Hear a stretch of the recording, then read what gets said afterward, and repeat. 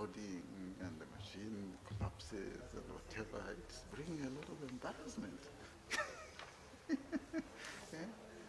Please, try Mujaribu to stop the embarrassment. Yesterday, even the day before, yesterday I was here and it was a disaster. In fact, it was the keynotes in the morning.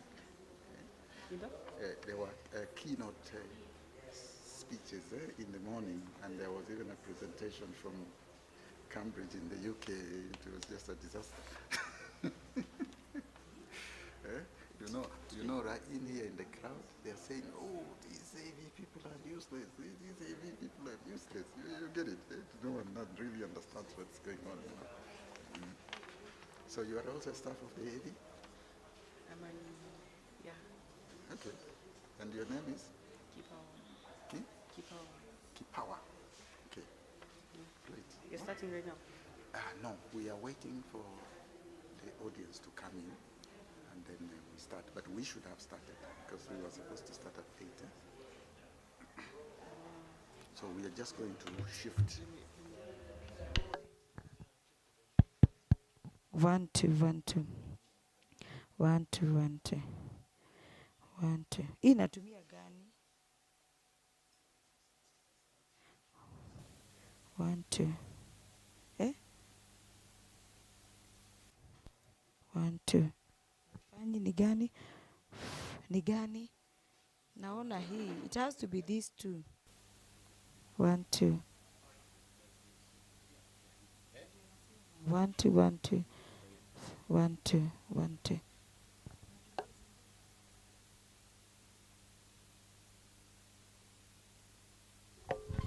1 2 1 1 2 1 2.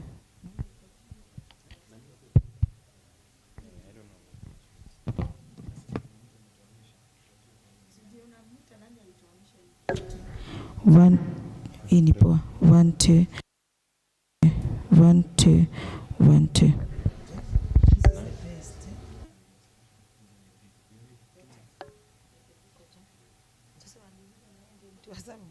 One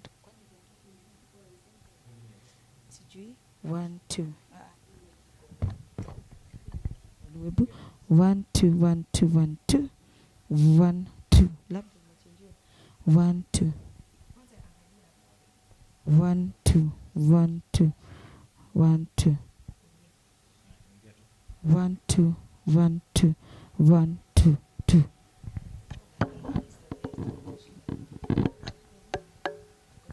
One two, 1 2 1 1 1 2.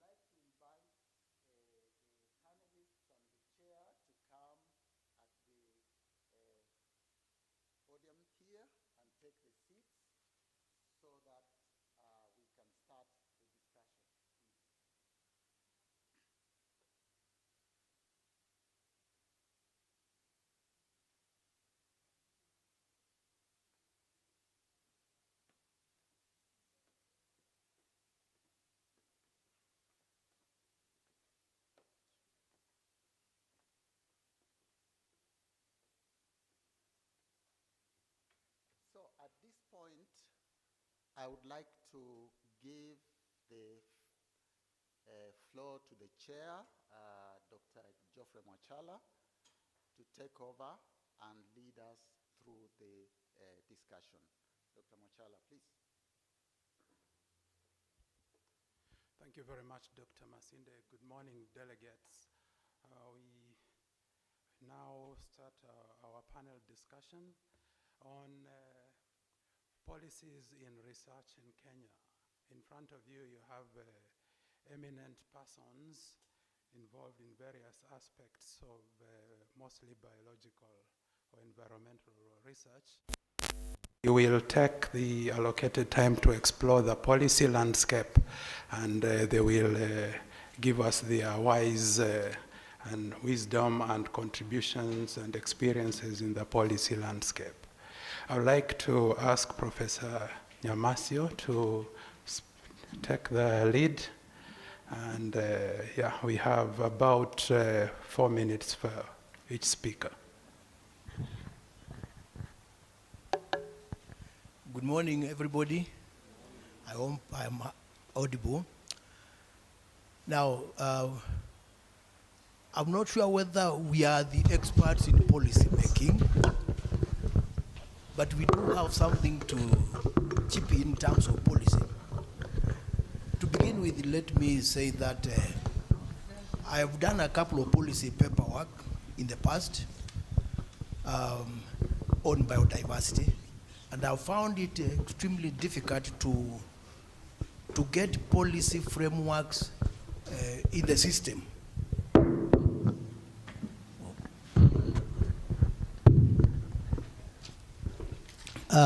We must understand that policy is actually a guideline or a guide, a set of regulations, a set of principles to be followed by either a government or an institution to achieve certain ends, to achieve certain stated ends. So now when you make a research policy, you are not on your own.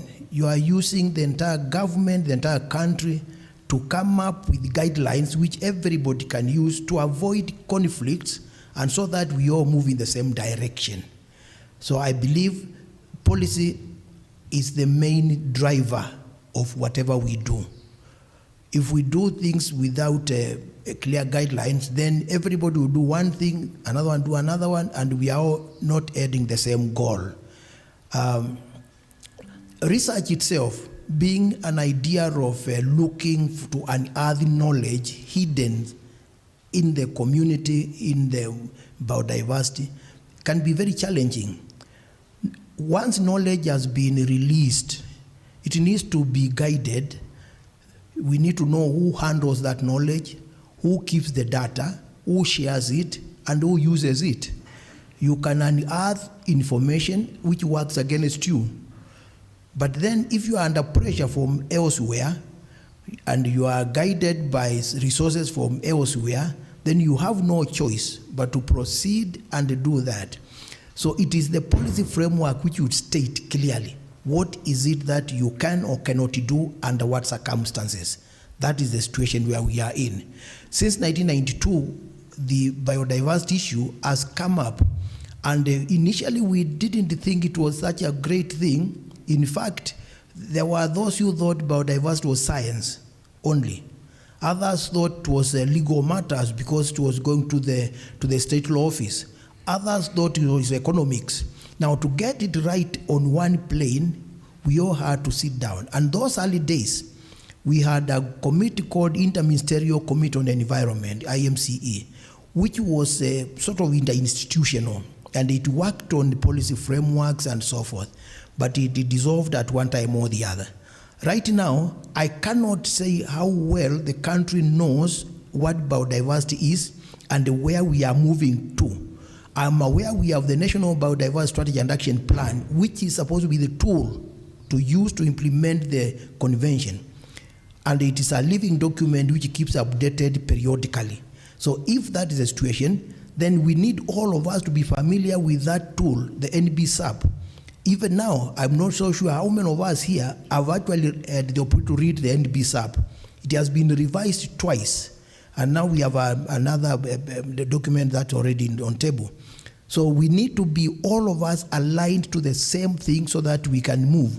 The whole idea being we must conserve biodiversity, sustainably utilize the components, and share the benefits arising equitably. Thank you. Thank you very much, Professor. I'm delighted that you have brought in the framework, especially the issue around the NBSAPs, and I believe that Nature Kenya has been playing a role in enabling the government to make some strides in that direction. Paul Gashero, you've got to come. Thank you, Dr. Machala. My name is Paul Gashero. It's on it. My name is Paul Gashero. I work at Nature Kenya, and building up on what Professor has already started, I think one of the key things looking at research and policy has been a disconnect between researchers collecting data, which does not inform policy, and vice versa. So it seems two elements remain in individual silos, that researchers would do their work, but they're not contributing to policy frameworks, and therefore policy frameworks also are not being informed by research.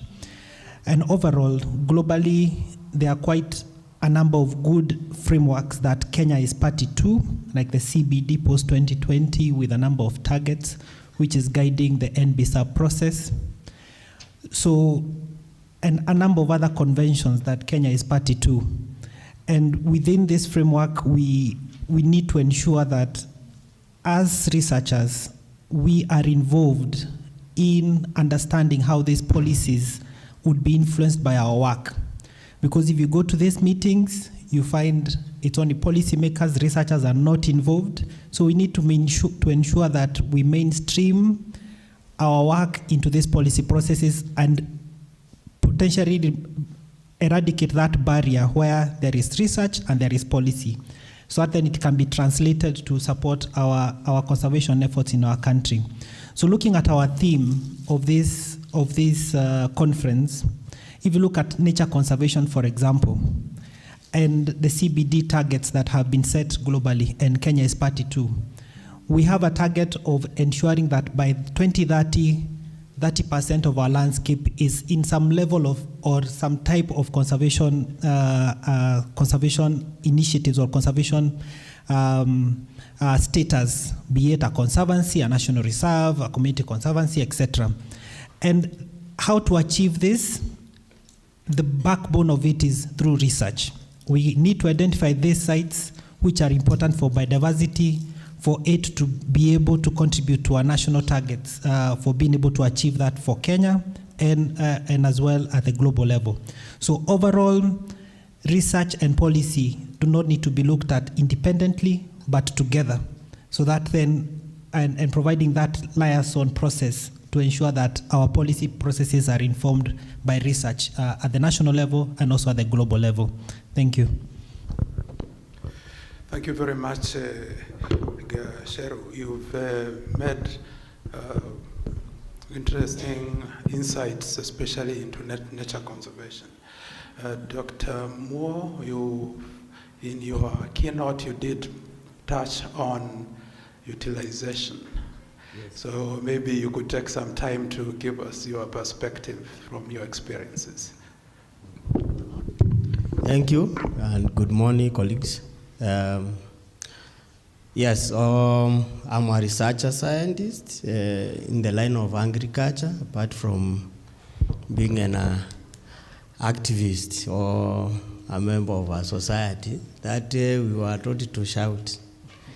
And part of shouting is talking about our experiences, particularly now on matters of research policies. I would say that, in Kenya we say, Waswahili wanasema mwamba ngoma ufutia pande ya kwake. So I will focus my thoughts on agricultural research. That is where I have experience on. I would say that policies are statement by the government, particularly on moving a sector in a specific way, is very important because it helps those involved, particularly on the matters of research. You guide on the kind of the results you wish to have for the nation. And therefore those people, or scientists who are working that line, they know the direction the government wishes to move her people. And policies highly supported by various legal structures. As a country and as a region, also as Africa, we have very good research policies. If you look at the research framework of CANDIP, you know, this is the framework, African framework for agriculture and development. There is very strong guide on where they want research to move and how it should be funded. If you come back to Kenya, you look at how the government has organized agricultural research. You see, KALRO is a legal entity, same as NMK, same as KEFRI, and other entities that are involved in one way or another in agricultural research. That alone tells you there is a legal framework to support a specific research direction. If you look at funding, the government has been increasing and streamlining funding. For example, we have Agricultural Research Fund. That is not Agricultural Research Fund under KALRO, that is supposed to look for funds, get funds to support agricultural research. But we have also National Research Fund, NRF, that is supposed to empower Kenyan scientists to carry out research. So in terms of legal framework and policy, I think the country has moved very strongly on enhancing research. But I would say, and support my colleague here, that there has been some disjoint. We are carrying out a lot of research, very little connection with the government or national development goals. And so some of the research is end up just in shelves. But I think, in my opinion, the university training, because researchers are trained by universities. Universities do a great job to train us to know how to do research. And I think the university curricula should include empowerment of researchers to be able to connect themselves with the public, connect what they do with utilization. If you find in KALRO, most of our research that we do ends up for public consumption. I would say most of the research in KALRO is purely for consumption. We just don't do research just for the sake of research. But you find the basic research, so many researches that are done in the universities end up being theoretical. And therefore, that connection, possibly the next move now that we have been able to identify like NRF for funding, the next discussion should be on consuming national research outputs. How do we consume those outputs? Do we really need a body, for example, that should be created to collect all the research findings, sieve them, and use them? But then we have also the KIPI, the one for intellectual rights, and all of that, where when I come with innovation, instead of pushing it for consumption, I push it for protection. You know, and once you protect and you don't have money to use it, and nobody is willing to talk with you to give it out, then it sleeps in Kipi. So Kipi, I think they have a lot of sleeping innovations there. So how do we benefit from research? Possibly that will be the next big kind of discussion that the nation should use. So yes, we have a lot of research happening, policies we do have, but possibly there are some gaps on how to consume. Thank you. Thank you, Dr. Moore. We've heard from the area of mainstream policy landscape. We've heard from the nature conservation. We've touched a bit on utilization. And now I'd like to ask Dr. Wanja Kinuthia to come on board because she's had many years experience working on the interface between agriculture and biodiversity conservation, also in the context of ecosystem services. Thank you very much, Dr. Mwachara, and my fellow panelists. I would say that the information that has come out from my colleagues is actually touching on a lot of things. But what about the practicalities? We have had, we need conservancies, we need agriculture research. But those of you who have been listening to some of the presentations we've been giving, most of our presentations were on species that we've collected in different places. And then the question is, how do we link that data, even in one place like the Botanical Garden here? Different groups have been collecting different species. So how do we connect them, and how do we utilize them? How do we package it so as to be able to turn to the public and tell them, this is what you can use this information for?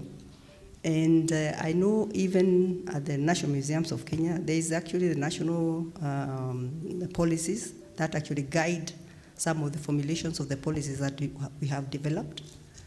And one is research, but we also do research not only in natural areas, in urban areas, but at the same time on farms.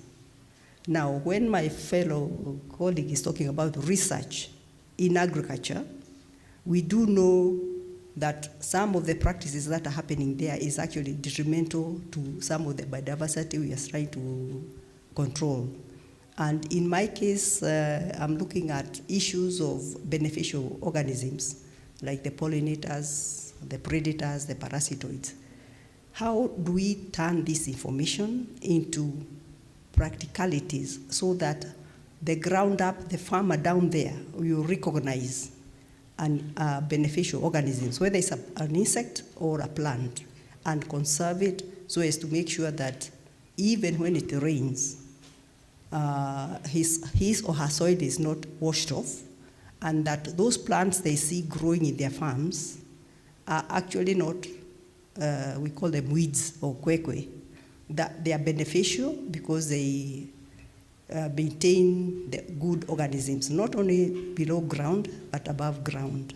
And the reason why Dr. Mwachara is saying that, I'm stating that some of the research that we've done, or some of my experiences, when I first arrived here, there was almost no research on pollinators, which is a key component in research, and food security. But then from the several activities that we have done, we have now been able to formulate even institutions that are actually looking at these pollinators.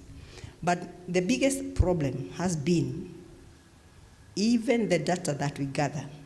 We have to get research permits from, for example, in Kenya, it's NACOSTI. And after you get your permit, you have to submit your output, your research papers, your books. But if you were to go there, can we be able to search the several publications that have been done? So the issue is, how do we ensure that the information that we are gathering and the documentation that we are giving in is packaged in a way that you can search and be able to know what research has been done and analyze what gaps, so that you don't have to keep repeating. And this is something I'm trying to find a way of bringing you all on board and looking at it. Because I remember we had a big grant, which was a Biota project, which actually encompassed East African countries and others. But then if you are to go to our database, even GBIF, where is that data? And how can we ensure that it can be utilized? So policies are there, yes, but are we making sure that they're utilized so that the conservancies you are talking about, the communities living there do not look at it as bare land for agriculture or for grazing, that they recognize the importance of that so that we avoid some of the national issues that we are coming across, like the flooding that we have had in Nairobi. If all of us had been conserving our riparian areas, we would not have had that kind of flooding and the loss of life, the loss of biodiversity. So how do we make our research policies and our practice talk to each other and make conservation and economics and social impact on our communities? But we can't do this alone. Scientists and policies won't work until and unless we involve the Wanjiku on the ground, the local person. How do they get to recognize that a chameleon in their farm is important? And all that information is here, so how do we make it practical? Thank you. Thank you very much, Dr. Wanda, the entire panel, for the various insights you have given. And as we move to the close of the discussion, I'd like to throw to the panel an open-ended question, and you are all free to react to it.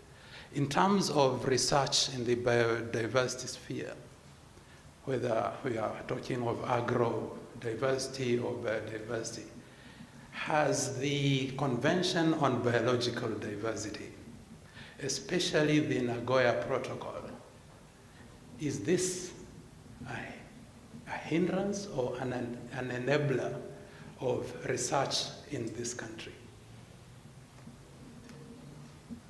Professor. Yeah, okay. Is it on, eh? Yeah, let me try and tackle that very difficult question. But I want to go back a little bit to something that was said here. It was said that there is a disconnect between research and policy.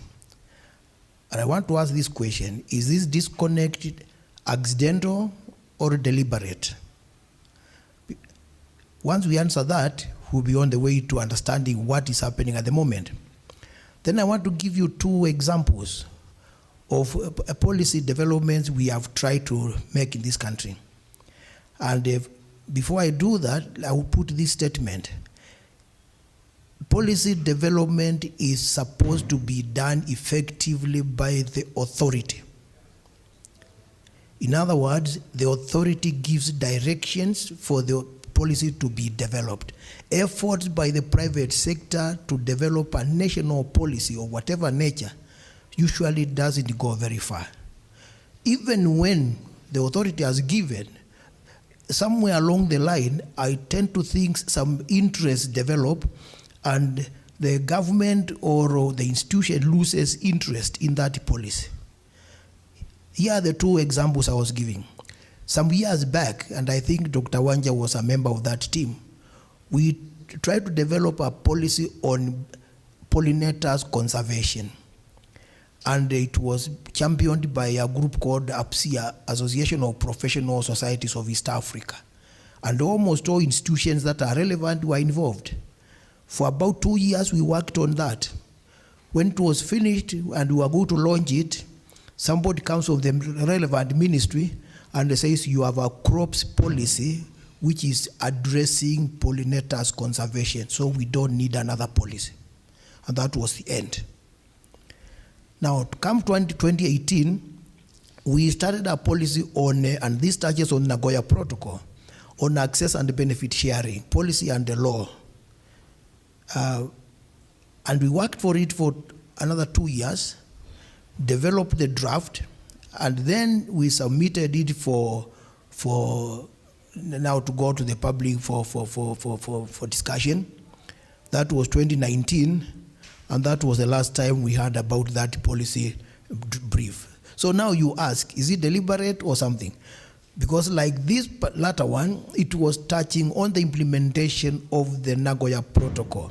At the moment, if anybody accesses material in this country, biological material, they would be cleared by one body or another, KWS, NARCARO, universities. There are so many permitting systems. And this was supposed to harmonize to come up with one according to the Nagoya Protocol. Remember the Vienna Convention, 1969 Vienna Convention on Law of Treaties, demands that if a country is party, it must not make another policy that is contradicting to itself. In other words, we are supposed bound to, because we are a party. And Nagoya Protocol requires that we do have, as we set up an ABS law. Now, we have not done so up to now, but material continues to go. Now, what comes out of that is, it takes a very long time to do a policy. And once the policy is over, is done and approved, it may take 5 years or more, then we are already out of date. In fact, you can talk of policy failure. It is on table, but now some of the elements are irrelevant, they are outdated. So it is a policy failure. So now we are having that little problem of having policies take long and finally they cannot be implemented because they have failed and they require revision. So we've been revising policy, and before. So what is happening here? Is it deliberate or is it accidental? Or is it us who has law? I want to put it this way now. Institutions are supposed to develop policies based on guidelines from the national government policy. So we all anchor to the national policy. After anchoring the national policy is supposed to take into consideration international agreement so that it is a clear one. And the biodiversity suffers that very much because the information comes from the global world based on the agreements and decisions made at those conventions, the parties and meetings, and then the government should translate it to what is relevant, and then now each institution can pick from there and proceed. But institutions, to the best of my assessment, there are very many of them in this country who are not on board biodiversity convention at all. There is no specific desk in many institutions dealing with the biodiversity matters, despite the fact that our country is basically biodiversity driven. Our economy is biodiversity driven, but institutions do not have policy desks for that matter. Therefore, research cannot be developed to work on that. There are a few which are doing very well in that line, but the majority are not. We are following not a traditional way of doing research. In fact, if you listen even to the presentations we are making here, you find that they are very good projects, but they are not anchored on a program. So if they are not anchored on a program, what happens to the person doing research when they leave? It ends there. Another one will come another time and proceed. So we need to move out of the traditional way of identifying a project, but to identify one within a program.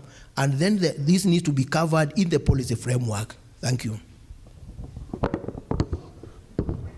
Thank you very much, Professor Nyamasio. I do realize that you tried your best not to answer the question, but you have spoken to it, and we are very grateful for your insights. Dr. Moore, do you want to make a comment? Yes. Okay. Oh, sorry. So, this protocol that is highly mentioned by guys who are working in biodiversity. On my side of agriculture, I would think it's more hindrance than a benefit. I'm saying so is because we think we have the best biodiversity that can be utilized by other people outside our country or in other continents. And we think they don't have things that we can't utilize. And from the agricultural point of view, human beings are selfish. So we deal with the selfish people. We want to eat, we want to utilize, we want to do this. And we don't have to have everything in our country or in our even African continent. There may be better things outside there.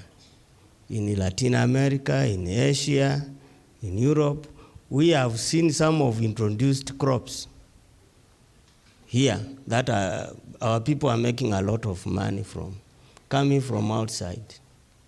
But this protocol of benefit sharing is disadvantageous to us. We think we are protecting ourselves, but also we are not getting reciprocal. We are not getting from outside there. So it looked like it was meant to prevent us from accessing. So those who are negotiating, I think it was meant to prevent us from benefiting from other people's resources, not us preventing ourselves from sharing. Even with it, people have been sharing in one way or another, but us accessing, we have had challenges. I had a project, for example, on macadamia. Macadamia is one of the excellent commodity in this country. To bring in some new germplasm. Since 2018, up to now, we are unable. So we are evidence of a negative effect of this protocol, my brother. I would say we need to renegotiate more and find other ways of benefiting. Thank you. Thank you very much for your insights, Dr. Moore. And as we sort of have only 1.5 minutes left, I would probably ask that we have our last comment from Paul Gacheru, and then we close the session. All right, thank you, Dr. I think the issue of Nagoya Protocol, given that it has not been fully operationalized in the country, there are these challenges our colleagues here are mentioning. But I think overall, looking at our country, as I started saying that, if we need to do proper advocacy, we need to have independence and fact-driven advocacy, and research is a core of it. And therefore, even as researchers, as people in the civil society, as ourselves, we need the research to inform our advocacy efforts. And as Dr. Nyamasi has already intimated, is that as institutions, research institutions, having thematic areas to look at these policies on having a liaison person within their institutions and to guide the research efforts. Like let's say here at the museum, if you have a policy person, for example, and the research from the different departments is plugging into the policy processes at the end of the year, there's a policy brief which is informed by the research which is generated by the excellent researchers within the museum. I think we'll be getting to the right footing where research informs policy and vice versa. So as that, I would like to submit. Thank you. We'll give Dr. Wanja a chance. You have got half a minute, Dr. Wanja. Yes, thank you very much. I'll actually give it in half a minute. And I want to digress a little bit from my colleague, Dr. Kasina, because I believe if you look at the food crops, everything that we are growing currently, we are consuming majorly comes from outside the country. And I do remember reading through Dr. Liki's book. And one of the things, it was published, I can't remember the year, but it was during before independence. And one of the crops that was documented there was a yam. I do not know how many of you do know that West Africa, in Nigeria, literally almost every household has a twin. And this yam has some component that are of benefit to human systems, so you can read for yourself. And so currently people are trying to bring back the yam the species so that we can go back because it has beneficial health, especially for men.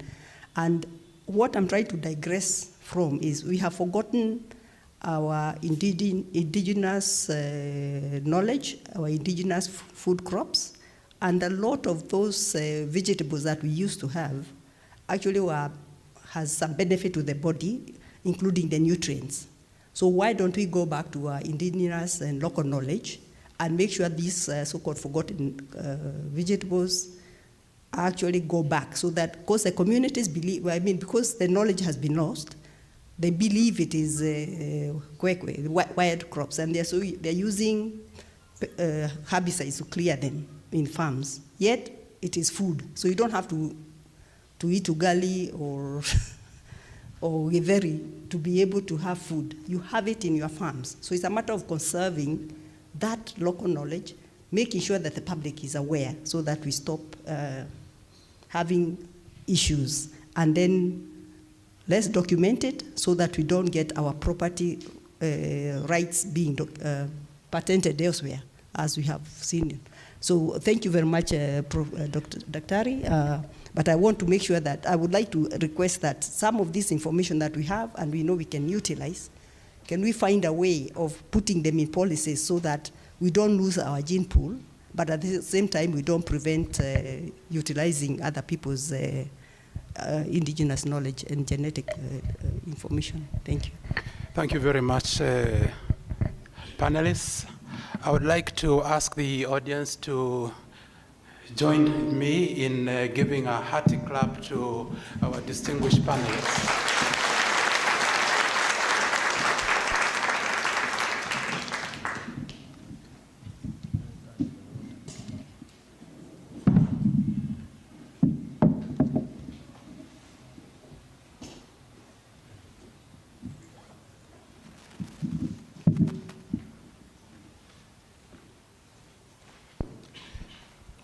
Thank you very much for your attention, delegates. I will now hand over the proceedings back to the session moderator. Thank you very much.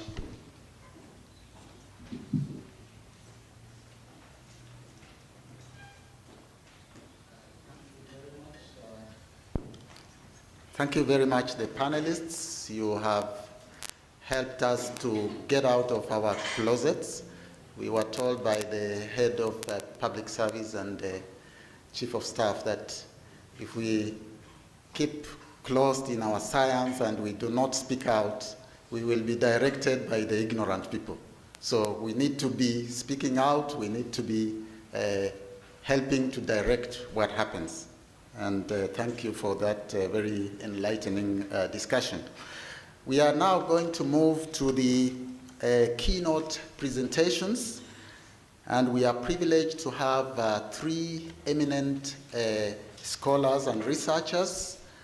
Their areas of research take us back in time, millions of years before life even was abundant on Earth, and takes us through the environmental changes and what has happened, and what the human existence, which is, if you take 1 hour, maybe we have been on Earth for less than a minute, but we have done a lot of things that have changed the Earth. They will help us to see that through the research, and we will start with the first keynote presenter, who is Professor Dan Olago. He will be speaking on climate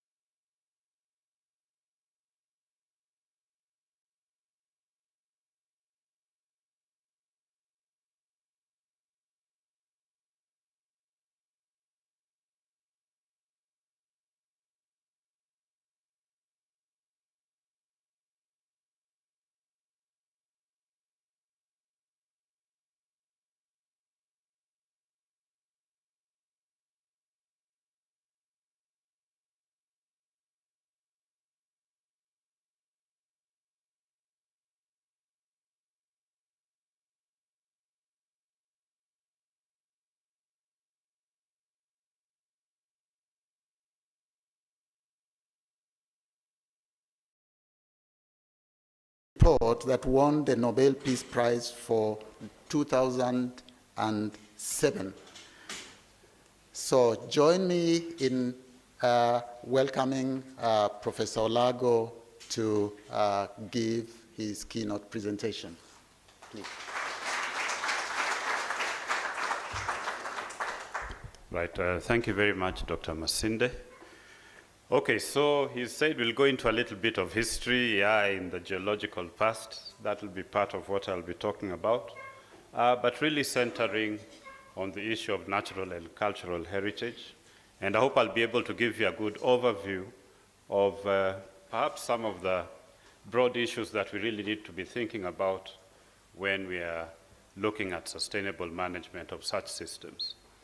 So we'll have the introduction, then we'll look at the long-term geological and climate environment context so that we understand that. Then we'll go through a few kind of case examples of World Heritage sites that have already been documented by UNESCO, but also we'll talk about one or two others. Then we'll look at the anthropogenic and climate change risks that are being faced in the context of these particular sites. And then we look at sustainable management, looking at really the long-term management of these sites, what can and cannot be done. Okay, so we see that today's environment really, from the natural environment that we've had before humans actually became what today are known as geological agents, which basically means that humans are transforming the Earth system in a way that only geological processes over the long term have been doing. In other words, human beings are accelerating change in ways that are well beyond what the Earth system currently does within its own dynamical cycle. So we see that tectonics and other factors like climate and environmental changes over the long term are basically what have provided us with the kind of environment, the topography, the morphology, the features of rivers and lakes that really make our environment beautiful, aesthetically beautiful, but also which support a diversity of ecosystems and biodiversity within them. And together with how human beings view and value the environment, we come together to cluster at what are called the natural and cultural heritages. So we have 7 right now, which are documented as indicated there, and we'll be looking at them a little bit later.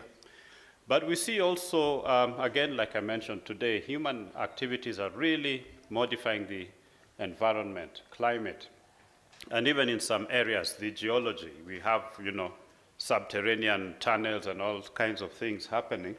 And the rates are really one of the things that we are concerned with. So it's not just about having change, it's because the changes are happening very, very rapidly, and thereby destabilizing the system. So we are throwing the systems that we are living in out of kind of equilibrium. It cannot resolve the changes that are being brought and bring the system back into equilibrium simply because of the pace.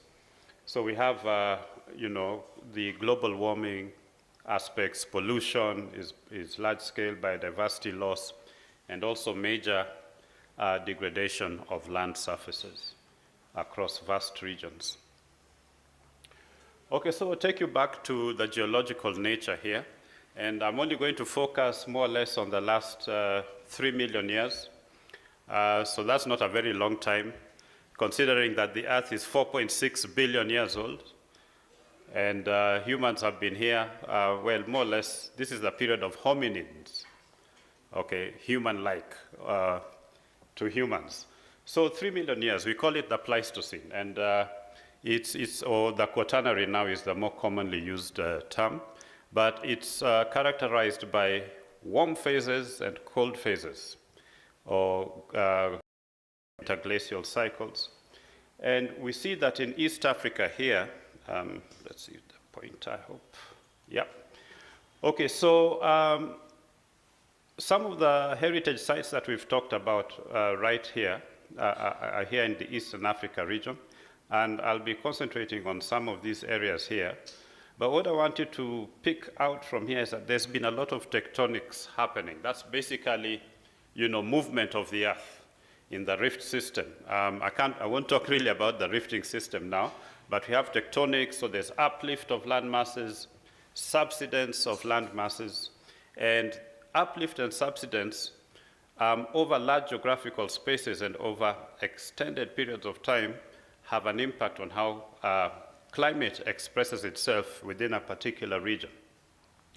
There's been also a lot of volcanic activity, spouting, ash and lava and all of that.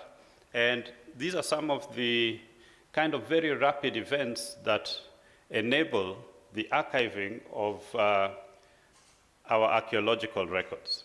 So in some cases, for example, you'll find that an archaeological site is preserved because there was a volcanic eruption that happened maybe when people were occupying it, or maybe when it had just been abandoned, and it has preserved it for us over periods of time.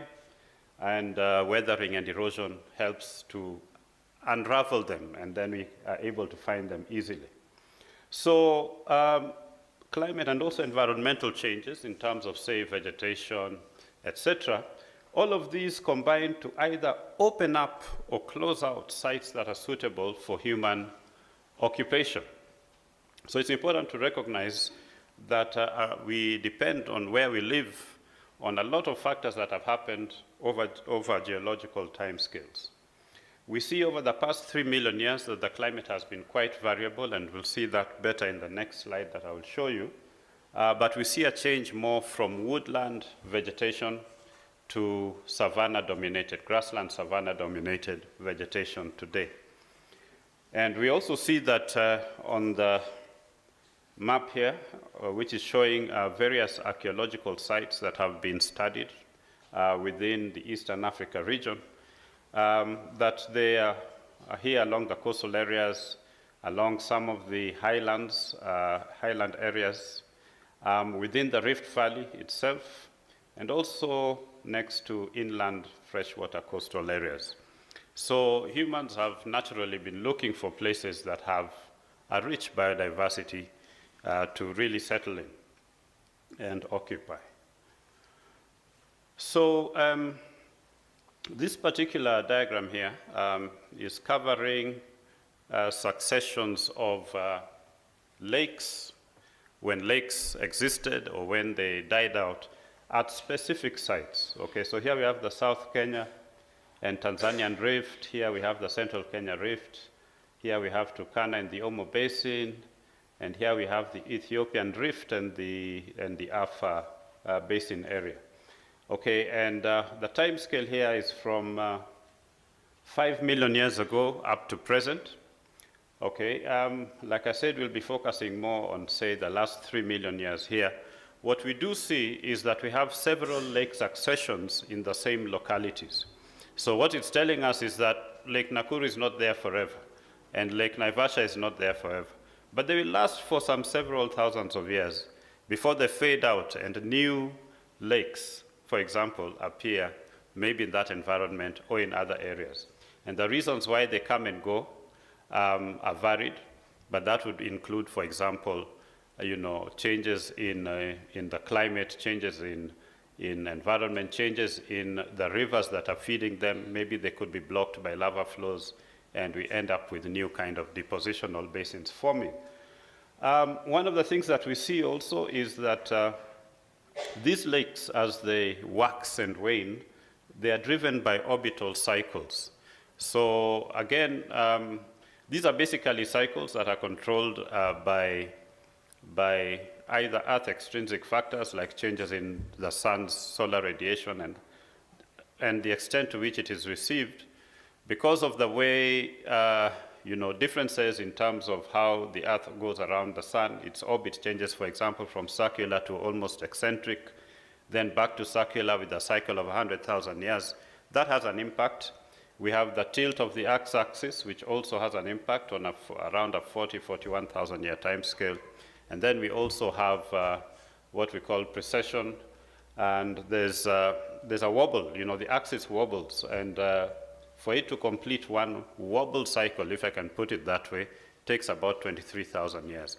All of these these cycles are actually expressed in the sediments because they're enhanced also by changes that could be associated with the waxing and waning of great glaciers and ice sheets in the northern and also southern hemispheres, and also changes in the surface, radiation or albedo feedback into the atmosphere, all as a consequence perhaps of changing land surfaces and also changing ocean circulation. So on a big time scale, the Earth as a system has these particular orbital cycles. We see here that we have millennium scale variability, so variability occurring over cycles of thousands of years. But all the way to the present day, we have variability occurring even at seasonal timescales in our areas. And as I mentioned, we see, although there's a lot of variability, there's an overall drying trend as you move from 4.5 million years down to the present day where we are right here. Okay, so let's look at some of now the heritage sites. We start off with the Turkana Basin, the cradle of mankind, so it's really difficult not to mention it given its name. So it has very many archaeological as well as paleoanthropological sites. We have a number of different specimens, hominin and mammalian.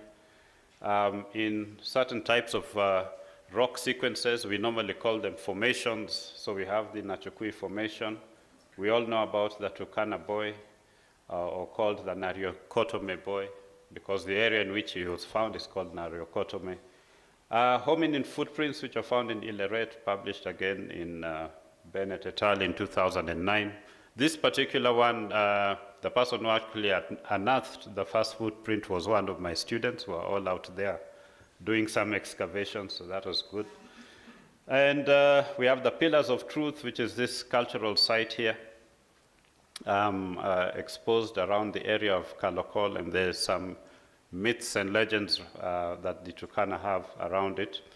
We have on the southern side of Lake Turkana, we have what is called the Barrier Volcanic Complex, so a very complex volcanic system with high geothermal activity, and it's also actually being surveyed to see what its geothermal potential is. In terms of aesthetics, the lake itself is also referred to as the Jade Sea because of its kind of blue emerald green color, which is as a consequence of coloring by some certain type of algae. And then we have the national park, Sibiu Iloi National Park on the eastern side of the lake, and then the Central and South Island parks, which are also now declared as UNESCO World Heritage Sites. So interesting features there, and there are so many more than those that have been presented. We can have a look also at our mountain or mountain and coastal forests. So some examples here, we have Mount Kenya, Mount Elgon, and here's the Arabuko Sokoke forest, which is part of a much wider forest that existed again in geological time, but has now been fragmented through time. So lots of heritage features here. We have the extinct volcano of Mount Kenya. Glaciers are there on the surface, making it very, very beautiful if you've ever been up there. But now they're rapidly receding. Probably they'll all be lost by about 2040 as a combination of warming and changes in precipitation and other factors. We have, of course, very unique Afro-alpine and mountain floral and faunal diversity in these particular areas. The mountain lies in an elephant migration route, and it's also a water tower along with Mount Elgon for much of these areas. In this particular forest, we also have some 13th century ruins there called the Gedi ruins that are embedded within that. Some of the interesting features about these sites, and which could be of interest much later on, is that like the coastal forest here, it is basically underlain by Pliocene Magarini sands that are roughly about 5 million years old. And then there are also the fossil Pleistocene reefs and lagoonal sands. And they're both basically cultural and ecological sites. So these connections are actually things that we will want to be able to look at later on as I wind up my talk. Okay, so then we come to what we know as the Central Rift Valley Lakes, and the ones that are right now in the UNESCO Heritage Site are Bogoria, Nakuru, and Elementaita. One of the things that is good for you to know is that these lakes now started forming more or less around about 780,000 years ago. So they've been around for some time, waxing and waning through time. And within these areas, we also do have craters and crater lakes, which also give a very distinctive feature to the aesthetics of the rift system. In lakes like Bogoria, we have hot springs and geysers. Hot springs may also be found within the catchments of some of these lake areas. They are well known for the high bird species diversity, very famous for the flamingos, which we find occurring in millions in the area there. And they're also nesting and breeding grounds for the great white pelicans, and within the catchment areas, we find a lot of mammalian species. Then we cannot forget our cultural sites and also monuments. We do have a number. Lamu Old Town, for example, right here, nice town, inhabited for over 700 years. I'm told that there's only one car that is in that island, only one, and maybe a couple of donkeys. So it's quite an interesting place. We have Kit Mika'i here, which is some natural stone sequences somewhere west of Kisumu town. It means the stone of the first wife. It's used as a cultural area. Although today you find that much of the activity there is, it's being used as a shrine by some religious groups, and in particular, those belonging to the Legio Maria. Then we have Thimli Chohinga here, which is an old kind of fort, a kind of very rare type of find in the region, a 16th century type of settlement that were used by people living then. Then, of course, we know about Fort Jesus, which was built, I think, towards the end of the 15th century or 16th century by the Portuguese. All right, so let's move on. All right, so now we look at some of the risks, and these are well known to everybody, some of the risks that we see that actually affect these heritage sites. Deforestation, illegal logging, charcoal production, we can see the effects there. And deforestation basically exposes your soils to much high erosion. So we can see things like, these very deep gullies forming very, very rapidly in areas that are rapidly, highly deforested, and then receive a lot of heavy rainfall, and maybe are characterized by certain types of soils. We have overgrazing, of course, also putting pressure on lands. And then there's extractive industry, which is exploring in many parts of the country. We have oil in the northern part. We have gold in the western part. We have iron ore in the coastal areas and the southern part of the country. And more recently, if you've been following the news as Kenyans, cobalt, tantalum in the central part of Kenya, amongst other finds. So these are expected to continue. And all of these activities actually enhance pollution. And pollution, therefore, is very widespread. And it also has its knock-on adverse effects on the environment. Talking about accelerated soil erosion ends up with high sedimentation rates in our lakes, thereby affecting also the aquatic systems through nutrient enrichment and through conveyance of agrochemicals and other pesticides directly into the lakes. So we see dead birds, for example, due to pollution. This is a photo which was taken, I think, at Lake Naivasha. Then we have some issues that could be transboundary, also related to national infrastructure development. There was the big concern about the dams in Ethiopia along the Omo River. They're building a series of 5 dams, the Gibe series. And while some of the dams have been completed, we haven't seen the kind of expected reduction in water into the lake. But there is really need to still really think about how we are going to continue and maintain dam operations, because if you look at Lake Victoria, some of the backflow that we see is not really related to any high precipitation or higher river inputs into the lake. It's basically related to how Uganda is controlling the outflow. And that is what is causing partially causing some of the issues. So national infrastructure development is important. We have the LAPSET corridor, for example, that we're working on, part of the Vision 2030 program. We also have a national physical strategy for land planning up to the year 2045.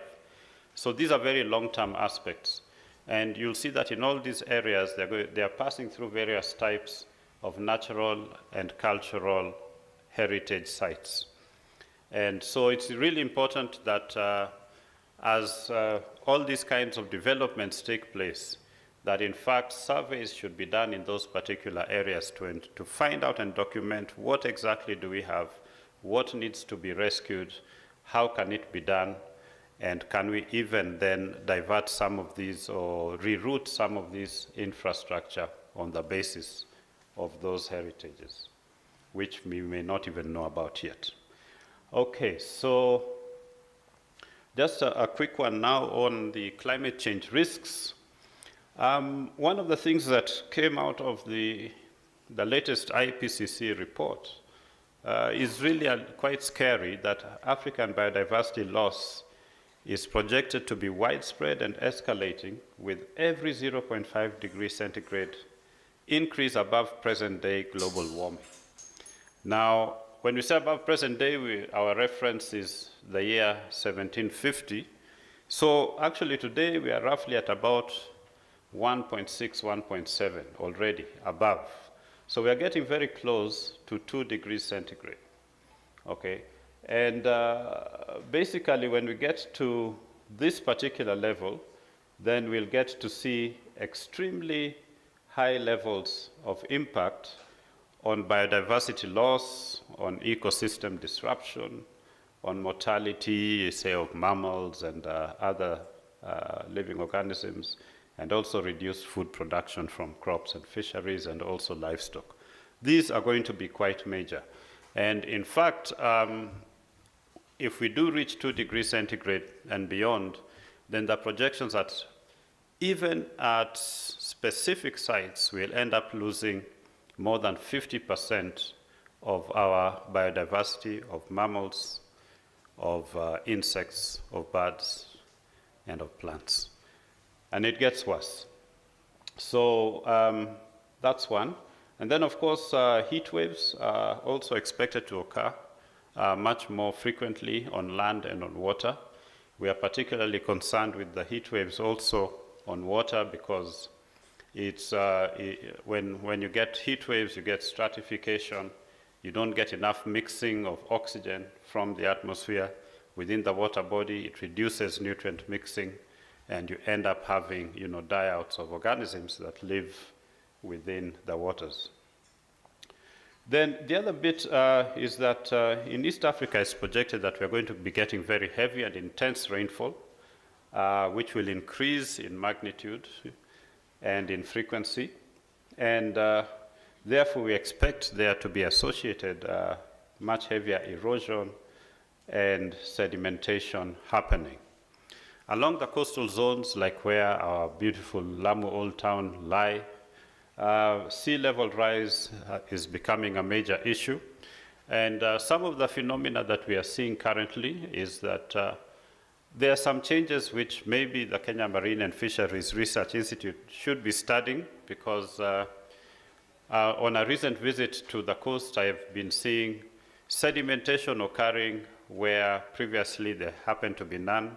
Erosion is occurring where previously there wasn't any, and this is coastal erosion.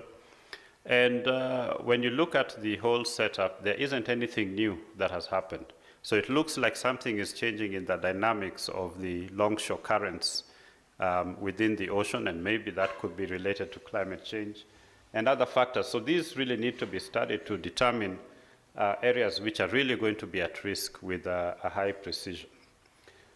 And of course, here on the right-hand side, in Kenya here, we've had a major rise in the level of lakes over the past, say, 14 years, 2010 to about 2020. Levels of lakes rose quite a bit, and many areas around the shorelines were submerged. Schools, hospitals, hotels, and other infrastructure have been completely destroyed.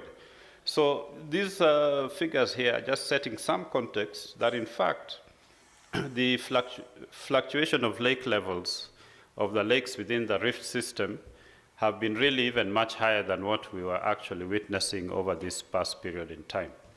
And it's important for us then to be able to understand fully why this particular phenomenon is occurring now. Is it something that is cyclical, that is predictable? From our data that we study and work on the past climate and environments, we find that in fact from many lake records within this region that we do have a 60-year cycle of wet and dry within the region. These are, we call them the interdecadal scale cycles. But there are also other types of features that can lead to these kinds of events. So a lot more study is needed there. It's not enough to do studies based on modern observations of rainfall and come up with conclusions as to what is actually the major cause or driver of this particular phenomenon. And we are going to see a lot more of it as we move further into the 21st century, and as warming increases and as the atmosphere absorbs much more moisture and releases it to the Earth system. So just to kind of wind up, two major statements, and I'm just going to throw up some factors that we really need to consider and think about when we want to sustainably manage these systems. One is that if you want to mitigate climate and also anthropogenic risks, this must be site-specific. That's one, must be site-specific, because as we've seen, our different sites within Eastern Africa really display very different climates and environments over very short distances. So you cannot have a solution that will fit, every different shoe size, because they're really very different. There's a wide and diverse array. They must be holistic, because these are occurring not in isolation, but they're occurring in areas where there are other natural features.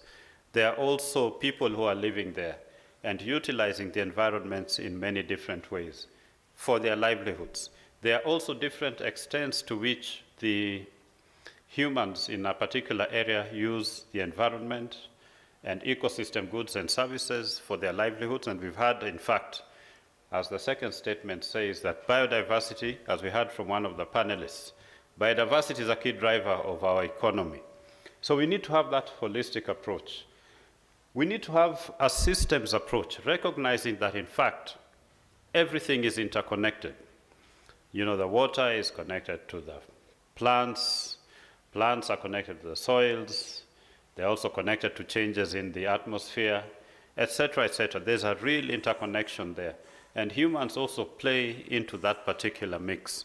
And if we do understand well how a particular system is working, then across the sectors, we can come up with solutions that help us to really ensure that we do not only manage these particular heritages, but we do so in a manner that does not compromise our ability to still derive goods and benefits from other sectors and other parts of the ecosystem and environment. And at the same time, we ensure that we continue to conserve our environment and ecosystems in a manner that they can continue to provide us with the services we require over intergenerational time periods. The other bit is this issue of adaptive management. Again, it's extremely important for the Eastern Africa region, because here, when you look at the climate change projections, we are going to experience both very severe wet periods with flooding and very dry and intense periods, major droughts. So when you're looking at your systems, you must be able to actually make decisions not on the mean changes that are occurring, but actually on the expected extreme events. And the redundancy has to somehow be built into this, because we are dealing with we are going to have to deal with both a condition of extremely wet and extremely dry, and in a higher frequency. So that's extremely important. So we need to build in adaptive management. So as we mentioned, was mentioned earlier, we also need to bring in our indigenous knowledge and also local knowledge in how we manage not only the biodiversity, but how we manage the environment as a whole and all its components, the water, soil, and other aspects. So some of the things that we would need, I would think, that if anybody's sitting down and saying, now let us come up with a sustainable management plan for, let's say, Lamu Old Town, I would want to say, what are the climate and environmental change mechanisms that are at play here? What are the most important factors? So we might say, okay, there's sea level rise, there's mangrove, die-off because of ABCD. So we want to establish what are the leads and lags. How long does it take for these processes to actually occur? What are the thresholds? And what are the tipping points? Where do we get to a point where if the change continues, then we get nonlinear responses and something completely unpredictable happens to that particular system? Secondly, we need to recognize what are our local, regional, and global drivers and impacts. These are not only like physical drivers, but we're also talking about human drivers of change. So we need to be able to recognize those, and recognizing that they're at different scales, they would have to be treated differently again. Then we need to be able to discriminate between natural and human causes of change very clearly, so that as we can address optimally the changes that are occurring. And importantly, we also need to incorporate site-specific scenario development. This could be the kind of physical climate scenarios, but it's also important to have these so-called participatory scenarios, which of course are scenarios where we bring in communities to come and tell us, given what has actually been, say, projected or predicted by, the global model runs or regional model runs, what kind of outcomes do we expect to see, and what are the pathways to those particular outcomes? I think that is extremely important. It doesn't really happen, and it's a major gap in what we do. More recently, over time, we've been talking about nature-based solutions. Now, nature-based solutions are not really anything kind of new, but it's just a way of bringing together, the way we think about how we want to build resilience or maintain resilience in our ecosystems, amongst our biodiversity, in the environment, while at the same time allowing us to derive benefits from them and to develop in a sustainable manner. So nature-based solutions will include purely, say, biophysical solutions. They may be incorporated with engineering solutions, but they will also have major aspects and dimensions that are socioeconomic in nature. And the idea is basically to protect, to restore, regenerate, or to create new ecosystems. Okay, maybe we don't want to get to the latter, but maybe that is what may have to happen. If you consider, for example, mountain areas, where with continued warming, and maybe you have certain type of vegetation that, will survive only at very cold temperatures. Let's take Mount Kenya, for example. You have some vegetation in the Afro-Alpine zone. Now, if it gets warmer, they are not going to be able to move up, because beyond that is the Alpine zone, which is pure rock. There's no soil, there's nothing. So these kinds of species are expected will just die off. Now, I think for us, there are some things that maybe we may not be able to change as a consequence of warming, but we should not be the ones to accelerate that change.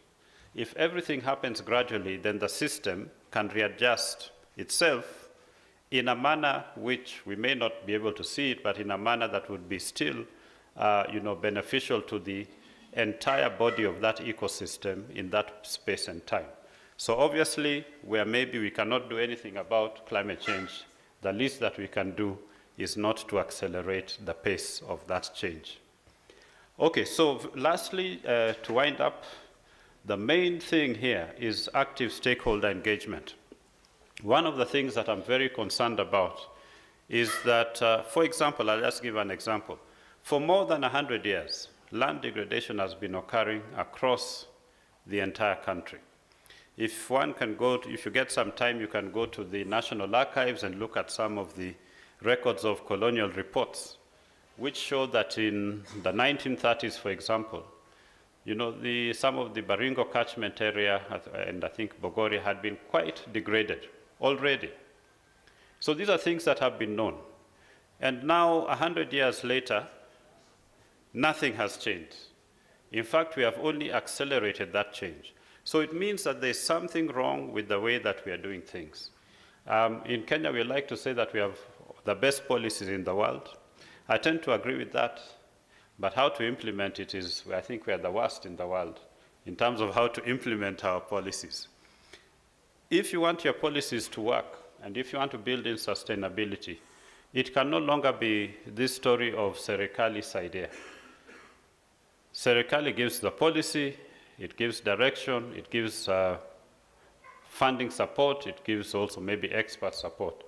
But we really need to embed the people in decisions that are being made at all stages. If we want to come up with some way of dealing with that issue of land degradation, then all our stakeholders, which will include the communities, private sector, public sector. Private sector is also important because everybody has to be brought to understand why it is important for them to do it. So in the private sector, for example, these people are interested in business. So we want to help them to kind of see that they're still going to be able to do good business if they still work towards that environmental conservation. So citizen science, citizen participation in all of these things needs to be integrated and embedded if we are to be able to sustainably manage our sites, our natural and cultural heritage sites today and in the future. Thank you very much.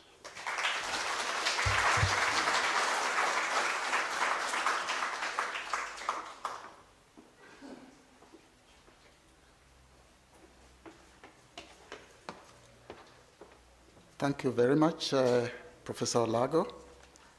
I will move on. I will request you to hold your questions because we will have all the three presentations before we take questions. I will move on to the next speaker, who is Professor Marta Mirazon La.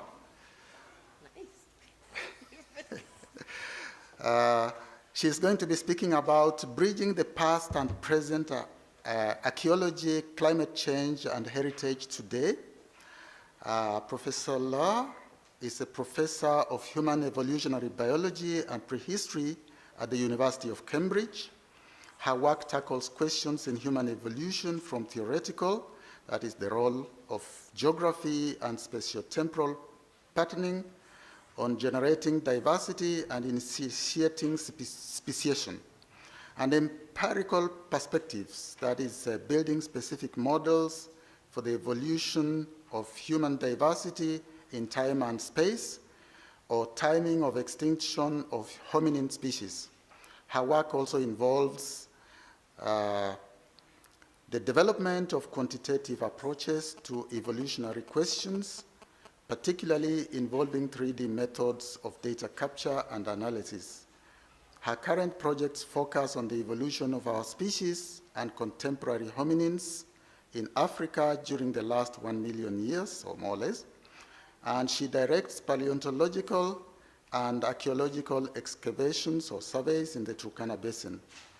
The project examines the evolution of hominins along other mammals, exploring shifts in ecological community diversity through time and space.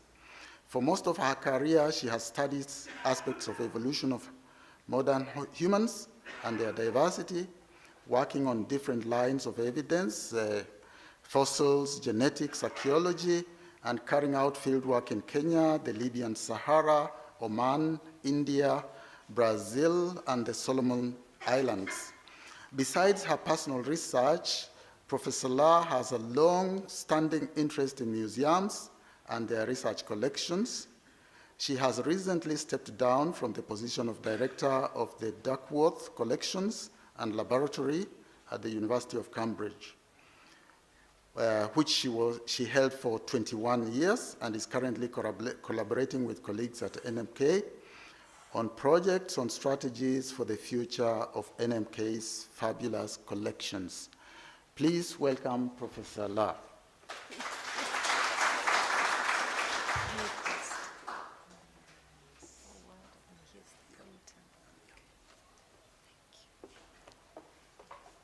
Well, thank you very much for the invitation.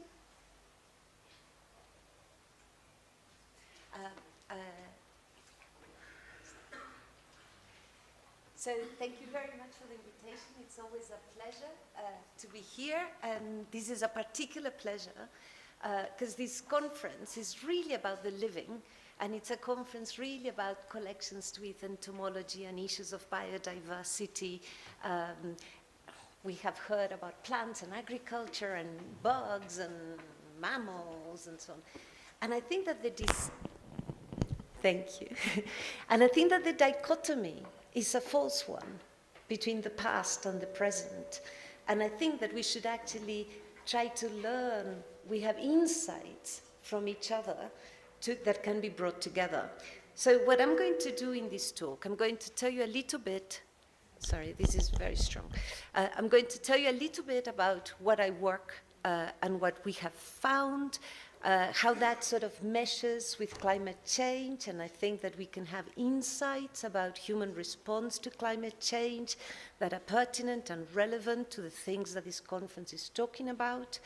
And then I want to end up a little bit on collections, principles, and policy. What I do in my work, different from the work of a lot of people who've been talking in this conference, is that I interrogate the past. And everybody who works with the past has their own particular questions, right? So my questions actually deal with some of those people in the past. And in particular, I'm interested in the last million years and what happened. How come that our species, you've all heard Kenya, the home of human origins, right? So not only hominins have evolved in Africa, but we believe our own species also evolved in Africa. And some of the earliest fossils that are individuals, which are at least anatomically just like us, were found at the edge of the Turkana Basin. Thank you. That's better because it means I can walk around. Okay, so my particular are about the last million years.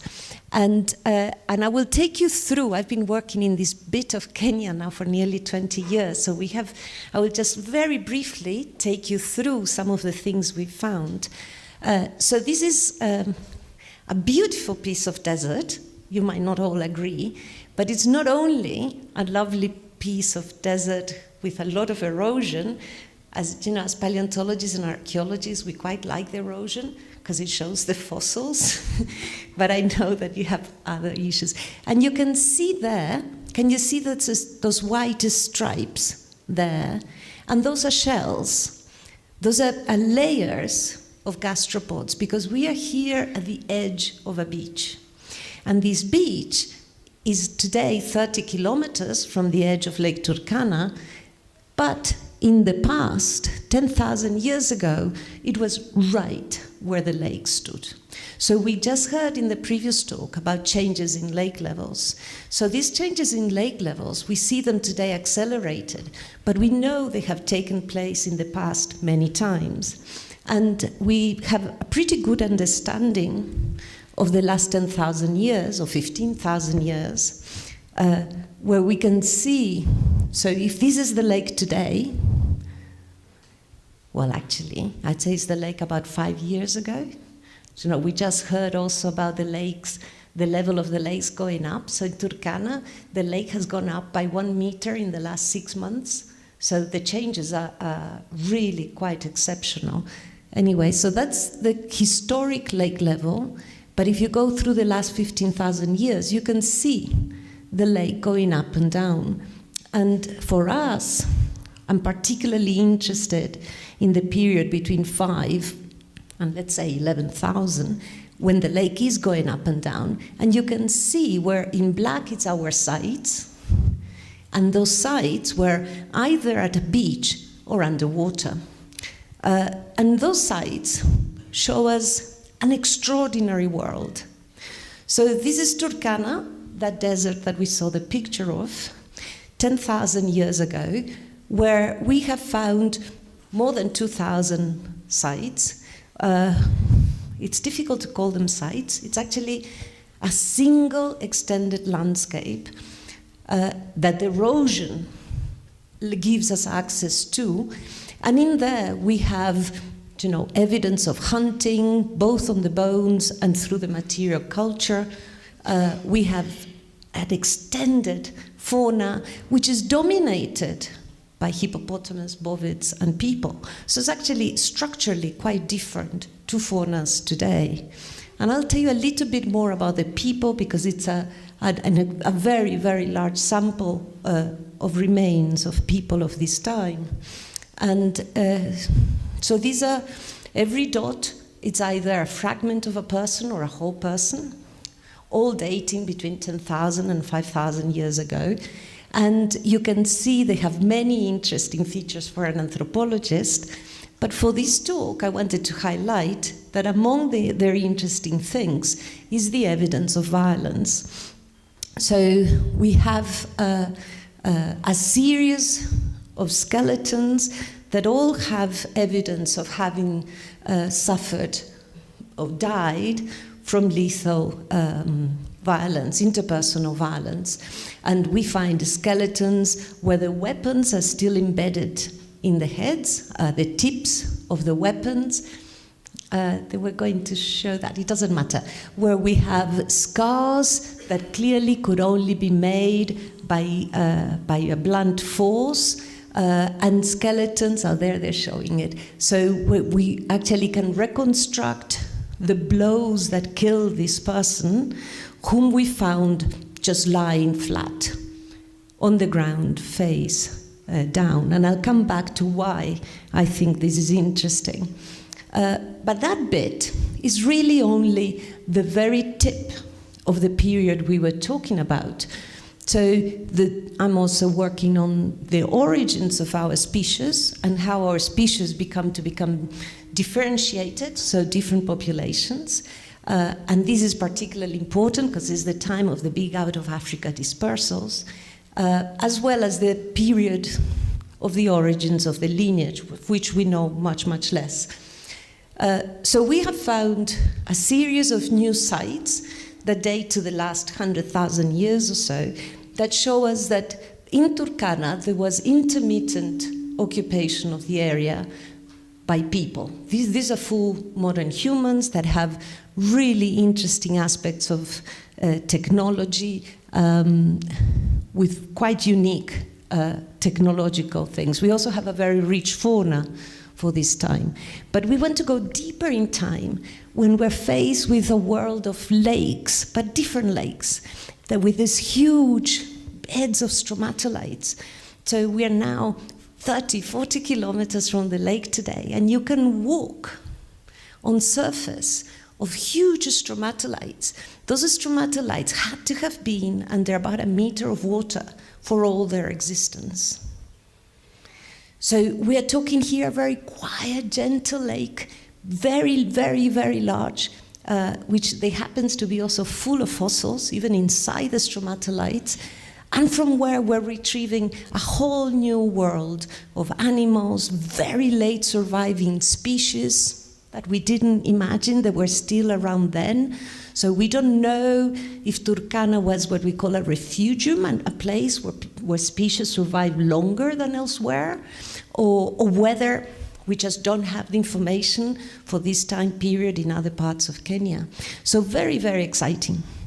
Anyway, but what does this tell us? How can we use this or any information from the past to tell us about humans' response to climate change?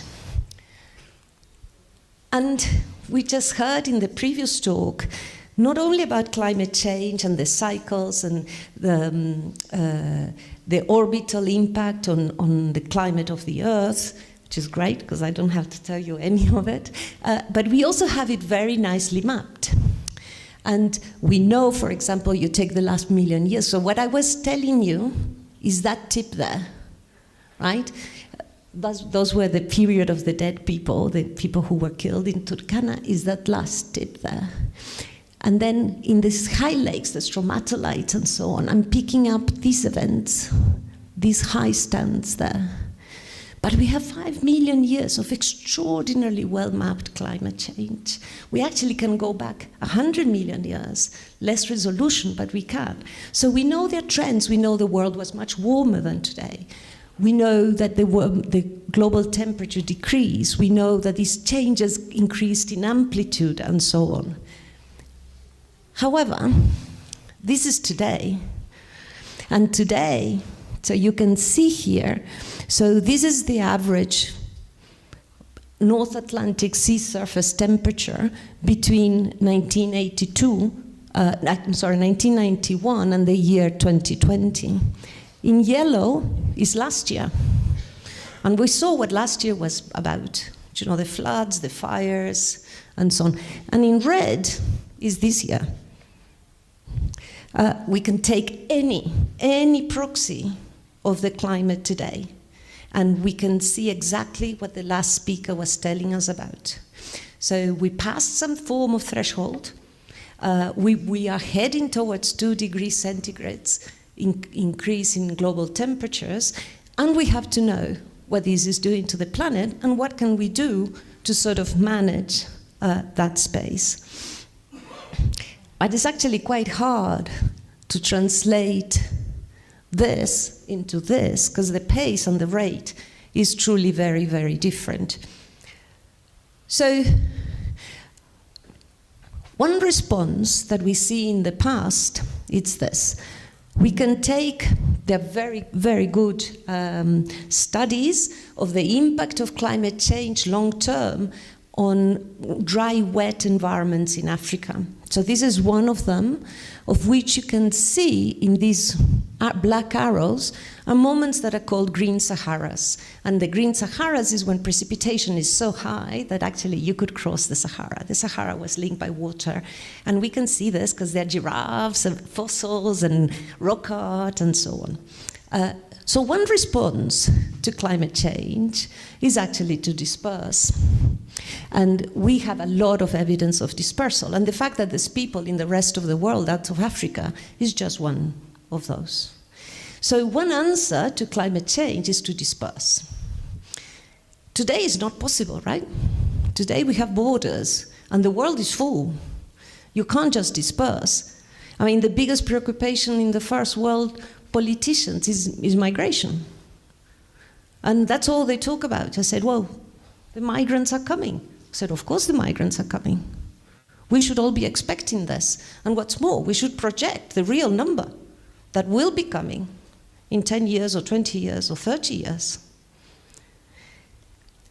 We also have another outcome of the climate change, which is big changes in diversity and biodiversity. And the past can give us inklings about that. So, like I said, we don't know very much of the last 1,000,000 years in East Africa. However, there's been beautiful studies in the area of Olorgesailie, where it is clear that there is a turnover, what paleontologists call a turnover in the fauna. So the fauna at 500,000 is different from the fauna at 300,000. And we are still trying to understand what caused this big shift in biodiversity. We see this change in biodiversity, we see it in the people as well.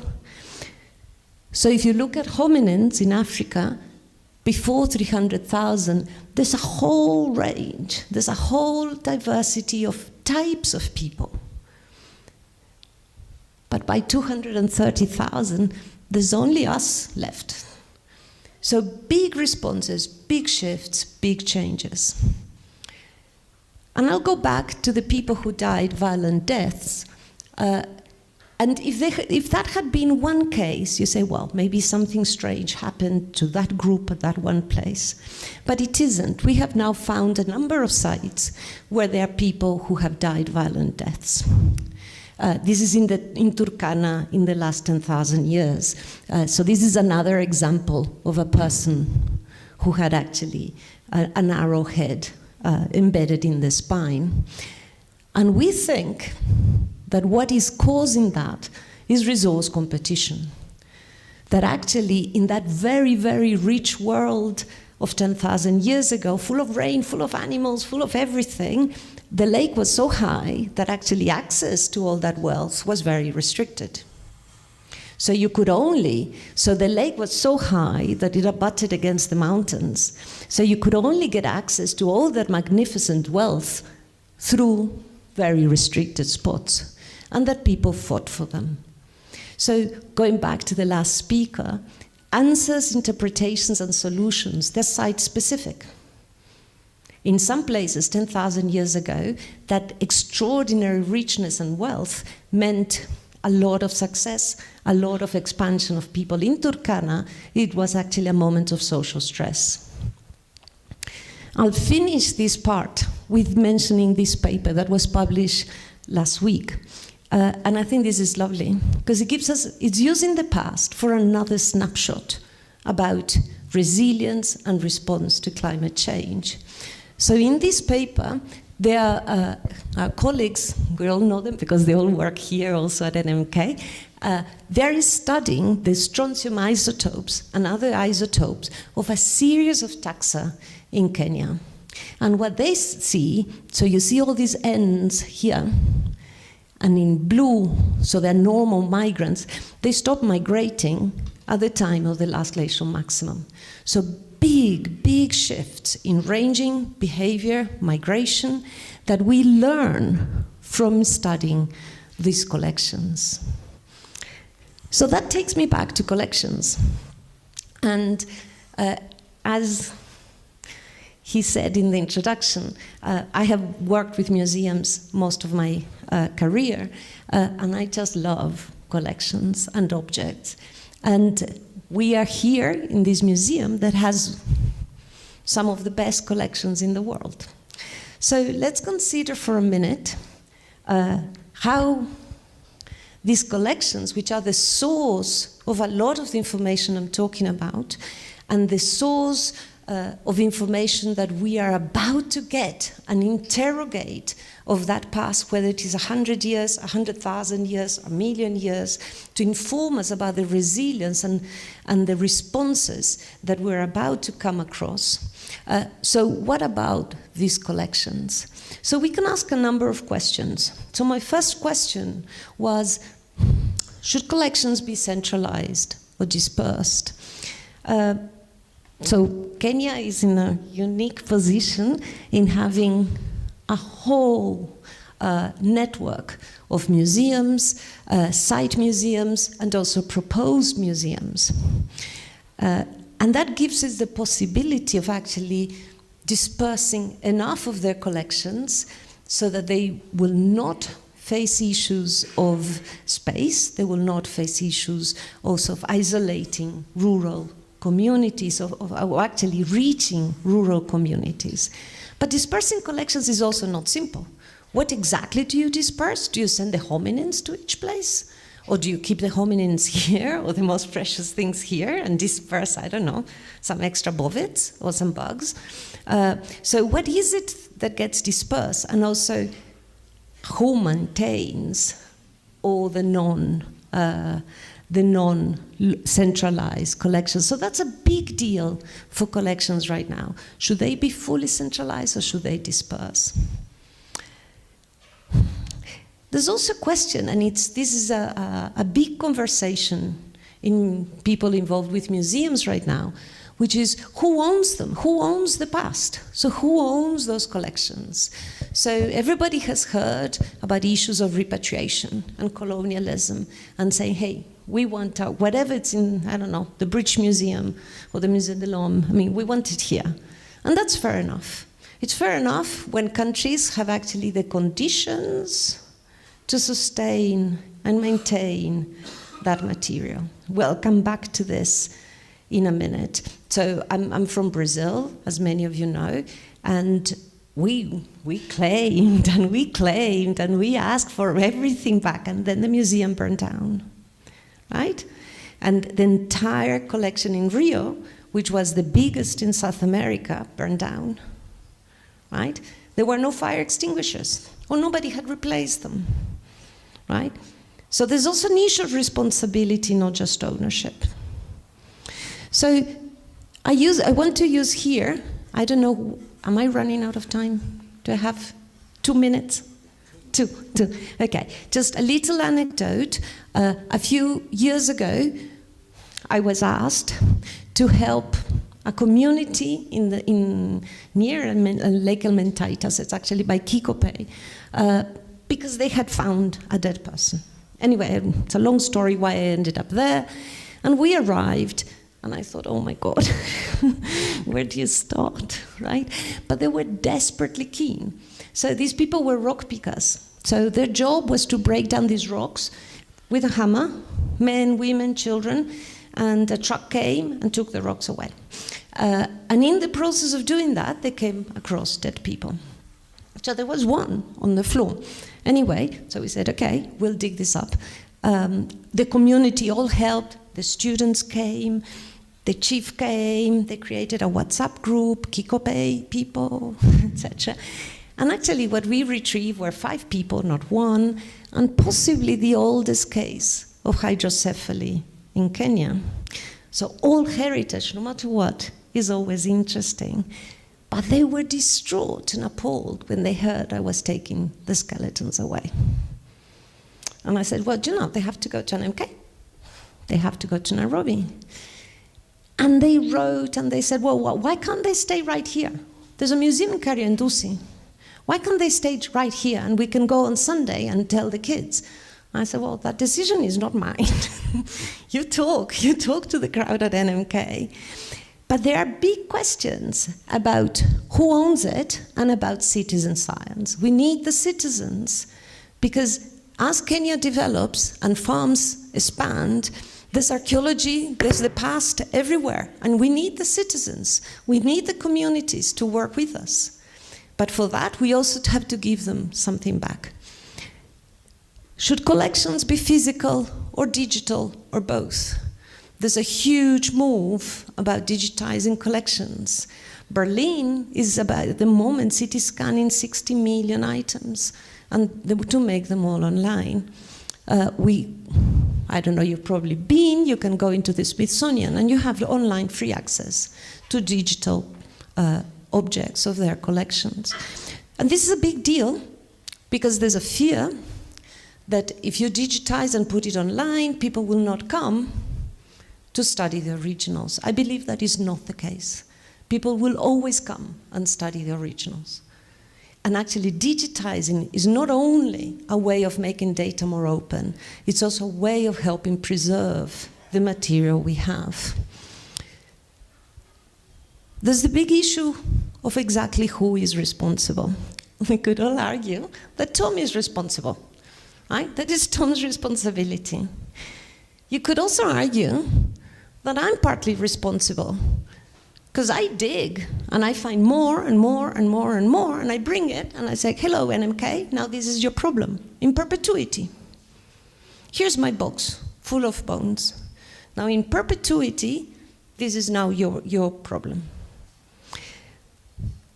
There's an issue of training new generations and how they will engage with these collections. And this is probably the most pressing issue. And finally, I'd say there's an issue of funding. So we want our collections to be top-notch. So then where is the micro-CT scanner for the NMK? Why haven't the collections all moved to QR codes? Why do we have issues still of storage? So who's going to fund this? And whose responsibility is it to fund not only the status quo of collections, but the long-term development? Remember Rio and the burning of those collections. So I think that that's actually a shared responsibility between governments, between users, between all stakeholders of collections, but something that is important to consider. So we all want to move to open science and fair principles of science. That's findable, accessible, interoperable, and reusable. But we are in the global south, and conditions in the global south are not the same. So we need strategies that actually work for the global south so that we can actually achieve all these high aims of open science and fair principles, given the constraints we have and the needs that we have at the moment. And with that, thank you very much.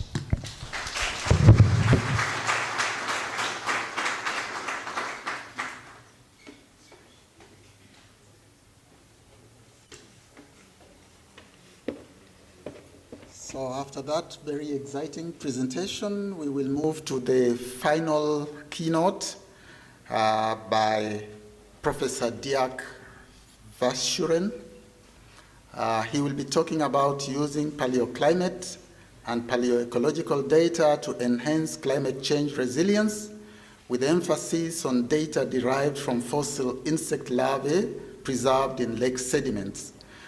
Dirk Verschuren is a professor in paleoecology and climate change at Ghent University, Belgium, and teaches courses in the biology, geology, and archaeology programs.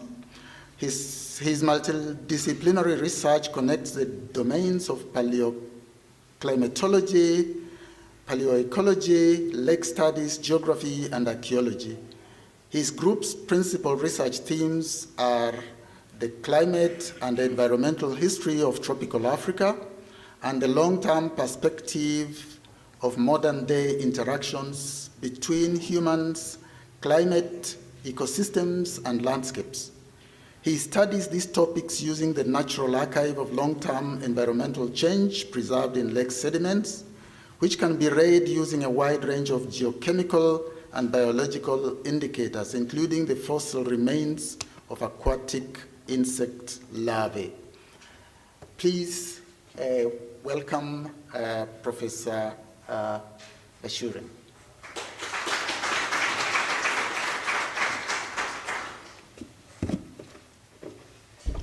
Good morning. Thanks for having me here. It's exactly because this is a joint conference from NMK and also the Association of Kenyan Entomologists, is that I thought of actually putting something in my talk that might interest both groups. Obviously, I'm mostly a paleoecologist. Originally, I was trained as an entomologist, and that is why one of the things that I look at in lake sediments to reconstruct the past are the remains of fossil insects. And I hope I'll give some examples of that here. So my talk will be about using paleoclimate, paleoecological data that are preserved in lake sediments to reconstruct the past and to sort of get an idea, yes, of the natural dynamics of the landscapes and climate here in Kenya, and how that may inform us of how we can deal with the future changes that will come very soon and in a massive way. I will take you on a trip from Lake Chala to Naivasha and Bogoria, which are three lake systems that we have worked on. And in terms of, let's say, the time window that I will be talking about, as compared with the previous two speakers, I will a little bit, let's say, bridge the gap between the longer time scales that they have dealt with and what is happening on the landscape today. So let's say to give a context, yes, of the living environment of Eastern Africa, first of all I should indicate, we know, so Eastern Africa is of course is an equatorial region, a tropical region, and where most of the moisture is coming from monsoon rainfall coming from either the Atlantic Ocean or from the Indian Ocean. most of Kenya, and just like the rest of the Horn of Africa, gets most of its rainfall from the Indian Ocean. The southeasterly monsoon that is bringing the long rains, and the northeasterly monsoon that is bringing the short rains. But as soon as we go west of the Rift Valley, there is also a substantial contribution of rainfall that basically originated in the Atlantic, was recycled over the Congo Basin, and is then coming onto the East African plateau from the west. But in general, yes, Eastern Africa, mainly being dependent on Indian Ocean moisture, is, being an equatorial region here in Africa, is actually quite dry. Yes, because the amount of rainfall that it gets from the Indian Ocean is not really very substantial. And that is why also East Africa is characterized by a major dry season, which at times can be more or less extreme. But there is a clear west to east gradient of increasing drought or increasing aridity, so to speak, yes, where basically the dry season is longer as you go from the west to the east, and also the, let's say, the total annual rainfall is typically also lower as you go from west to east. And with the result is that where in the west, yes, let's say in most of Uganda and also in western Kenya, and in central Kenya also at slightly higher elevation, it is perfectly possible to practice agriculture that is completely rain-fed. But as you go further east, like this is here in the Rift Valley itself, which is of course also situated in rain shadows between the western and eastern rift shoulders, agriculture really needs to be supported by extra water, not just from rainfall, but for example from irrigation that draws water from lakes or from rivers. And if you go further east, even in drier places, and certainly also in northeastern Kenya, really you can practice agriculture only, like here in this case, a sisal plantation, by adding water, by pumping it up from deep underground, and typically that water is fossil water that is at the present time is not being recharged. So it's certainly not a sustainable way of using water. Now, of course, recently, certainly in the last few decades, and going back maybe a maximum about 200 or 300 years, there has been an increasing impact of human activity on the East African landscape, which of course is associated also with the growing population. But as you see here, yes, although the population of course continues to increase in recent decades, that actually the total surface area of pasture and the total surface area of cropland is clearly leveling off in the last few decades, which means that most of the land that is available and useful for practicing agriculture or pastoralism is getting limited. Yeah, there is little place to move to, which of course also the previous speaker has already alluded to. And it is particularly in East Africa. In fact, it's not so much rainforest that is basically being deforested, yes, but it is more, let's say, the wooded savannas and the dry forest areas, namely the areas where there is just enough rainfall for rain-fed agriculture. Those are mostly at threat. And that is why most of those landscapes are basically now almost completely under agriculture. So there is a limit of land to practice more agriculture. And of course, what the result is that there is very intensive use of the landscape, very often also in hilly landscapes, yes, where at times when there is no crops on the land, and that is certainly several months in a year, there is quite heavy soil erosion. So a lot of veldt soil is basically flushed away by rainfall, ends up in the rivers and eventually in the sea, in the ocean, where it can of course cause damage, yes, to the marine ecosystems, the coral reefs and so far. So what is of course interesting is that on the one hand we want to basically get an idea of how, let's say, this increasing impact of man, of human activity on the landscape of East Africa, how this has originated, how this has played out and increased over time. But of course, we also need to know the natural background of climate variability against which this has happened. And that is basically what my group and collaborators have been focused on. There's a particular problem, which was already alluded to by Professor Lago, yes, is that indeed, towards the future, we can expect more intense rainfall. But generally speaking, we have noticed that in East Africa, the Horn of Africa, that there is a general trend of decreasing rainfall, and particularly during the long rain season, which is the main crop planting season, so between April and May. So in the last 2 decades, there has been a significant decrease, which of course also every other year or so, there are announcements of, okay, this drought is even more severe than the one before, which of course certainly in the rangelands of northern Kenya and also further north is really causing a lot of trouble, catastrophic situations for people living there. And this is clearly in contrast with the prognosis projections that are made by the IPCC, which is the main governing body that collates all the research results and also the projections of climate change in the future. They show that actually suggest that by, let's say, by the end of the 21st century, yes, actually Eastern Africa should become wetter. Yeah, both in Northern Hemisphere winter and Northern Hemisphere summer, not so much in summer, but particularly in winter, that you see all this blue suggesting that Eastern Africa is getting wetter.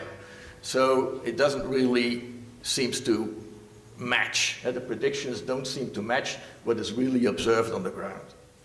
And so we developed a study, yes, mostly focused on Lake Chala. Lake Chala is a crater lake on the eastern slope of Kilimanjaro.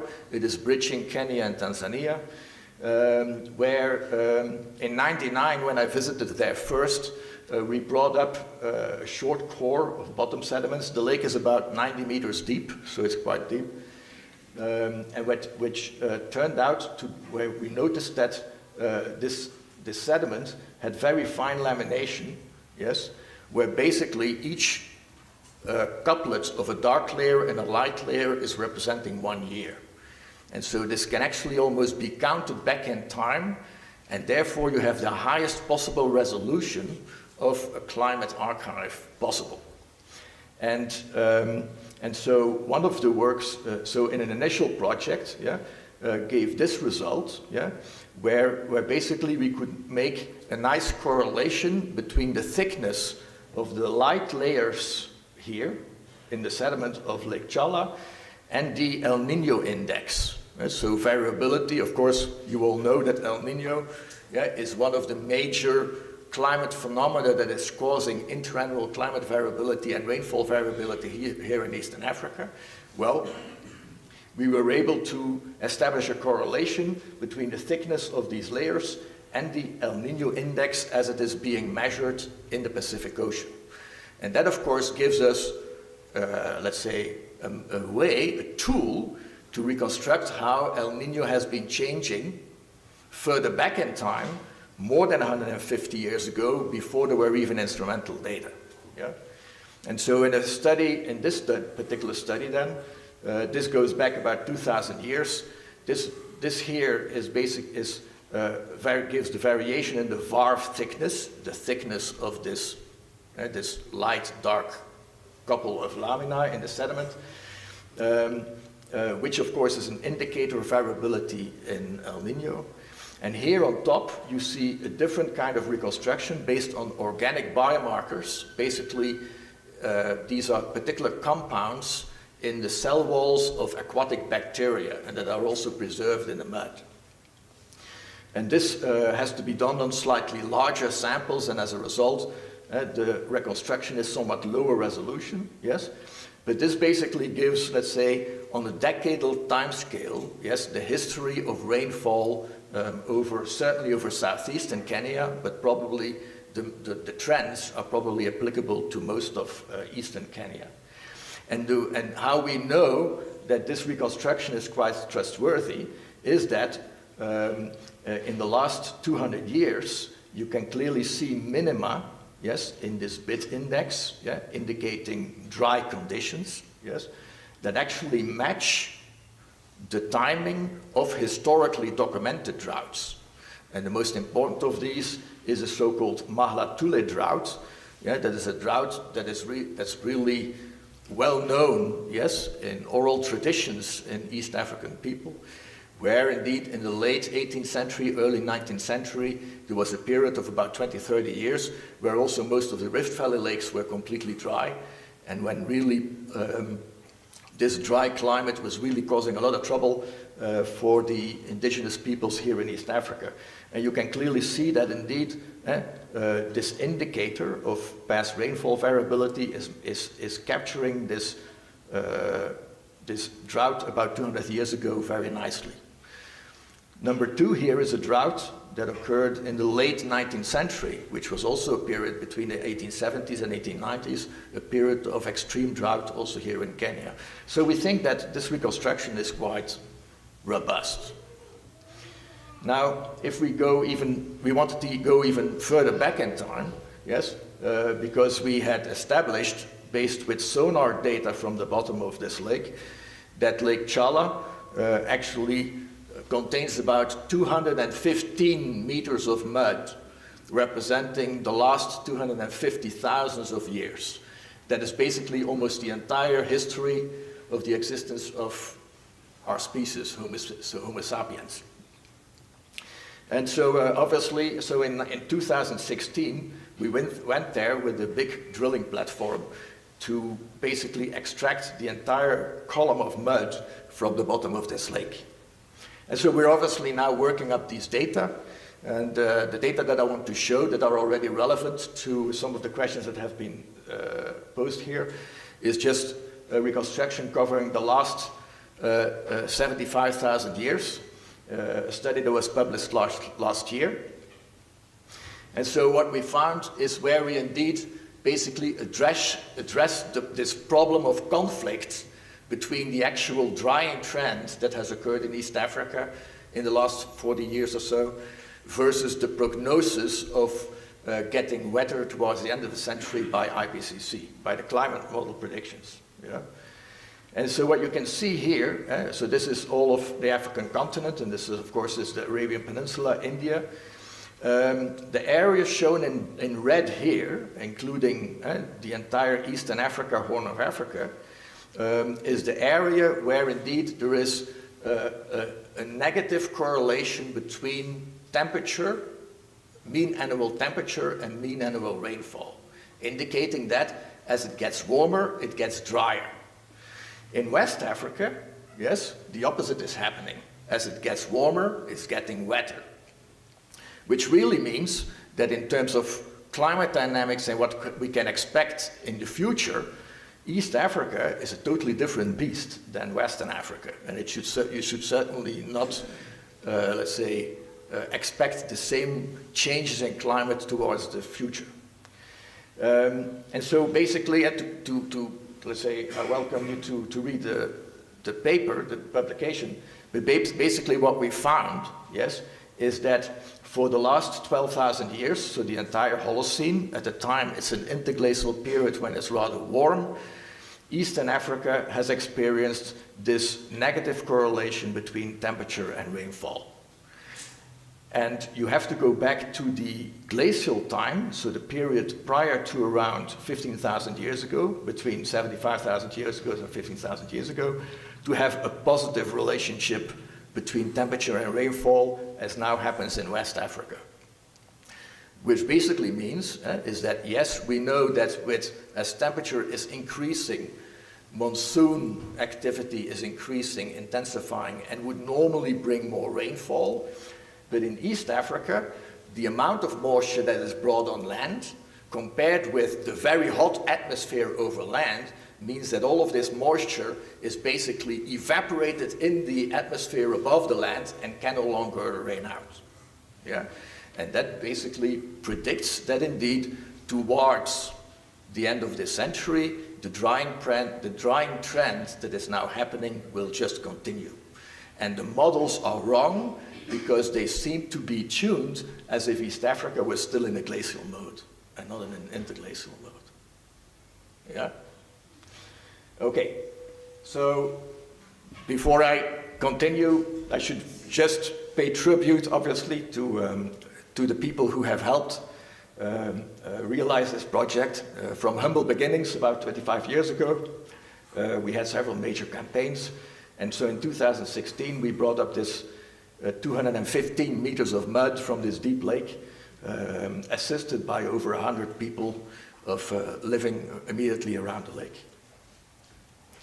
The other issue we've been talking about, and Professor Lager already, is the issue of the recently rising lake levels in the Rift Valley. Particularly since 2012, they have been going up, and again in 2020, so that now they are so-called at unprecedented high levels. Well, that is certainly the case as far as the recent past is concerned. So let's say if we go back, let's say 30 or 40 years. And this, obviously, not only the depth of the lake, but also the size of the lake has changed a lot. And so here you can see, this is a satellite image of Lake Naivasha in 2010, here at this minimum, and where you can see that actually the entire northeastern corner is dry, and Crescent Island Crater, many people have been there probably among the audience, was basically completely isolated from the rest of the lake. And versus now in 2021, Crescent Island is again a crescent island because of a higher lake level, including even a part of the flooding of the swamp at the mouth of the Gilgil River. But if we go back at a slightly longer time scale, this is a reconstruction based on a combination of, again, layering in the mud, so sedimentology, and also changes in salinity reconstructed by differences in the fossil diatom assemblages and fossil chironomid assemblages. And the chironomids are these insect larvae I've been talking about.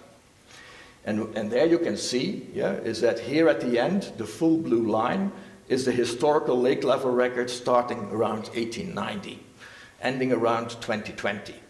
And this is the depth of Crescent Island Crater.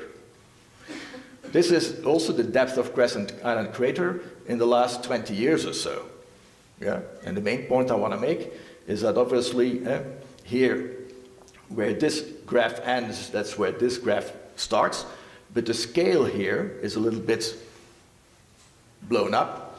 And so what you see is that basically the level at which the lake is now in 2021, this was really also its normal level during most of the early 20th century.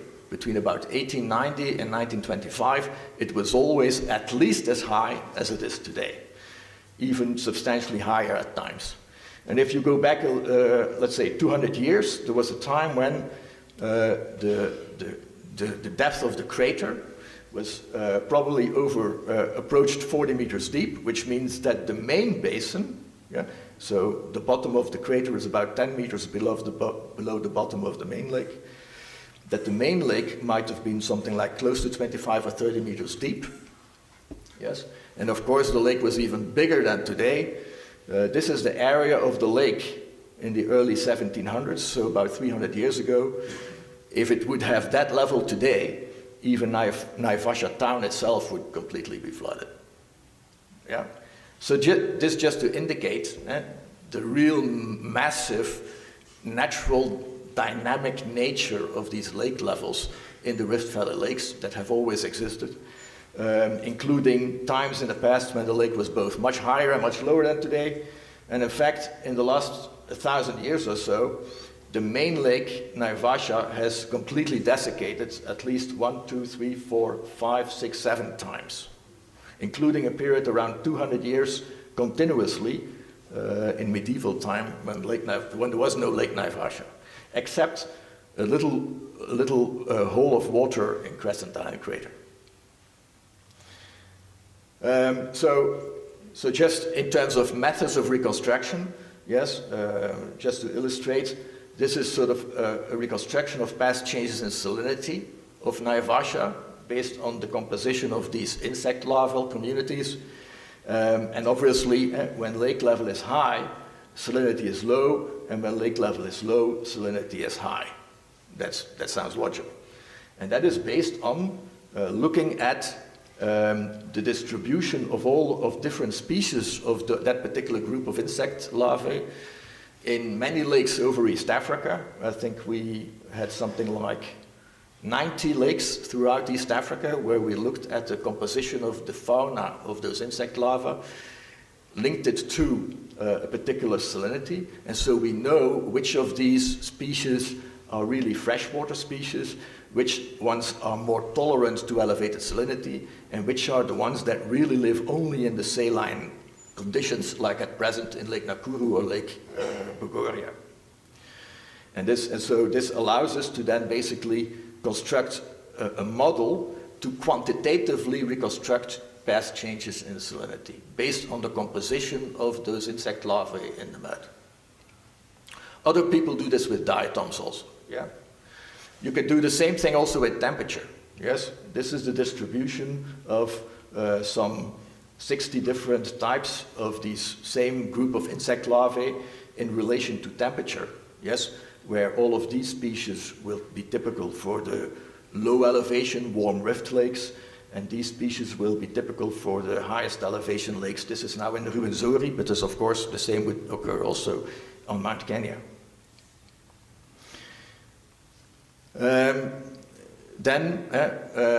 Of course, this whole dynamic nature of these rift tellula lakes means that also the biological communities really have to be adapted to these constant variability in the amount of moisture, climatic moisture that ends up in these lakes.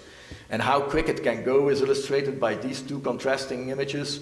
Here, this is Lake Nakuru in 2009, so really just at the end of a very dry period, when the main lake was less than a meter deep, and when its conductivity, its salinity, was above 40,000 microsiemens, so that's like in Lake Bogoria exactly, really, so that it is even too salty for the growth of the cyanobacteria on which the lesser flamingo feed. So the result was the lake was empty of flamingos. Just 5 years later, yes, after the lake had started to come up, the salinity, so the complete lake floor really had been filled, and of course also the tourist infrastructure and the KWS buildings were flooded. And so this was the lake in 2014. At that time, it had a conductivity of 9,000 microsiemens, which means it's not even salt enough for the cyanobacteria that feed the lesser flamingos. And again, no flamingos were to be seen. They had all moved elsewhere. So it's very important in the context, okay, what keeps these ecosystems, aquatic ecosystems, healthy, yes, and in a status that seems healthy to us and also can maximally support human populations through fisheries and clear water and so forth. It's interesting to understand that the aquatic communities themselves, and these are two groups of zoobenthos living in the lake, again, these chironomids, the midge larvae, and these are ostracods, sea shrimp, that they respond differently to those changes in moisture balance, yes? The communities of the chironomids are responsive more to the lake level changes, and the communities of ostracods are more responsive to the salinity changes. And as a result, at any one time, you can have different combinations of different groups of zoobenthos that are all food for your fish. Yeah. So it's important to understand how these ecosystems really responding to this change in landscape. And then the last case study is one where from Lake Bogoria, where we are basically trying to reconstruct the history of human impact on the landscape. There is a general tendency to say, on the one hand, some archaeologists and paleoecologists would say that people have been, let's say, impacting the landscape already for hundreds of thousands of years or longer, particularly since they have started the use of fire. And others who would say, no, most of the impact is only very recently, since basically in the last century, since there is this real population explosion going on. And so by, again, taking a sediment core from Lake Bogoria, I think from here in the middle of the lake, yes, we've been able to basically reconstruct the history of landscape use and vegetation change in that part of the Rift Valley over a little bit more than a millennium, yes.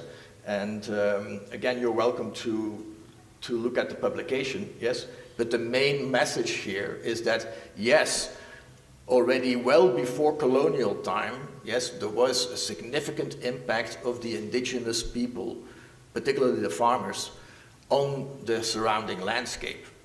But it doesn't really go back really that far. Yes, the significant impact is noticeable only, let's say, in the last 500 or 600 years, and has particularly been increasing since the introduction of maize as a more dependable food staple, yes, that reduced child mortality, and as a result started a real increase in population density. Generally, fire, yes, as population has increased, the fire occurrences have decreased because of fragmentation of the landscape. The natural fires can't really spread that far anymore. All right, so of course we know, yes, already significant impact on the landscape, and that landscape degradation, so to speak, has been going on already for several hundred years, but at least in this region of the Rift Valley. But obviously, the scale of human impact was really still quite modest compared with the massive scale of environmental change that we see happening in the last few decades. And that so always has to be put in a proper perspective. And then maybe then a sort of a last point, again going back to my insects, yes, is that at some point we also try to make a direct connection between the composition of these insect communities, this particular group of insects, the chironomid larvae, and organic pollution in rivers in Ethiopia, and where basically they can be developed just like also, let's say, macro-invertebrate communities as a whole can be developed as water quality biomonitoring tools. And that is where I can end. Thank you.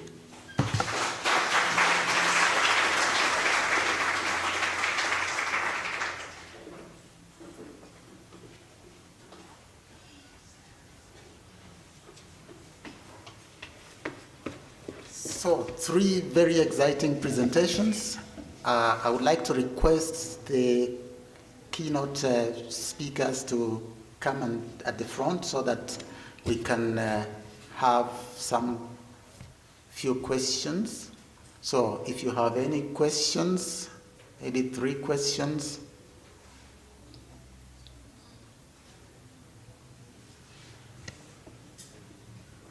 Yes, the AV, there is a question right there.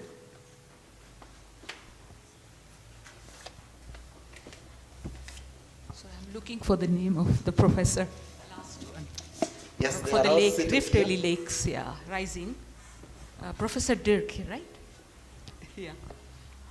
Thank you so much for a very, very nice presentation, because I have been also following these lakes since 2004 or 3, because I was working as a PhD student in Lake Nakuru National Park, and everything has changed since 2012.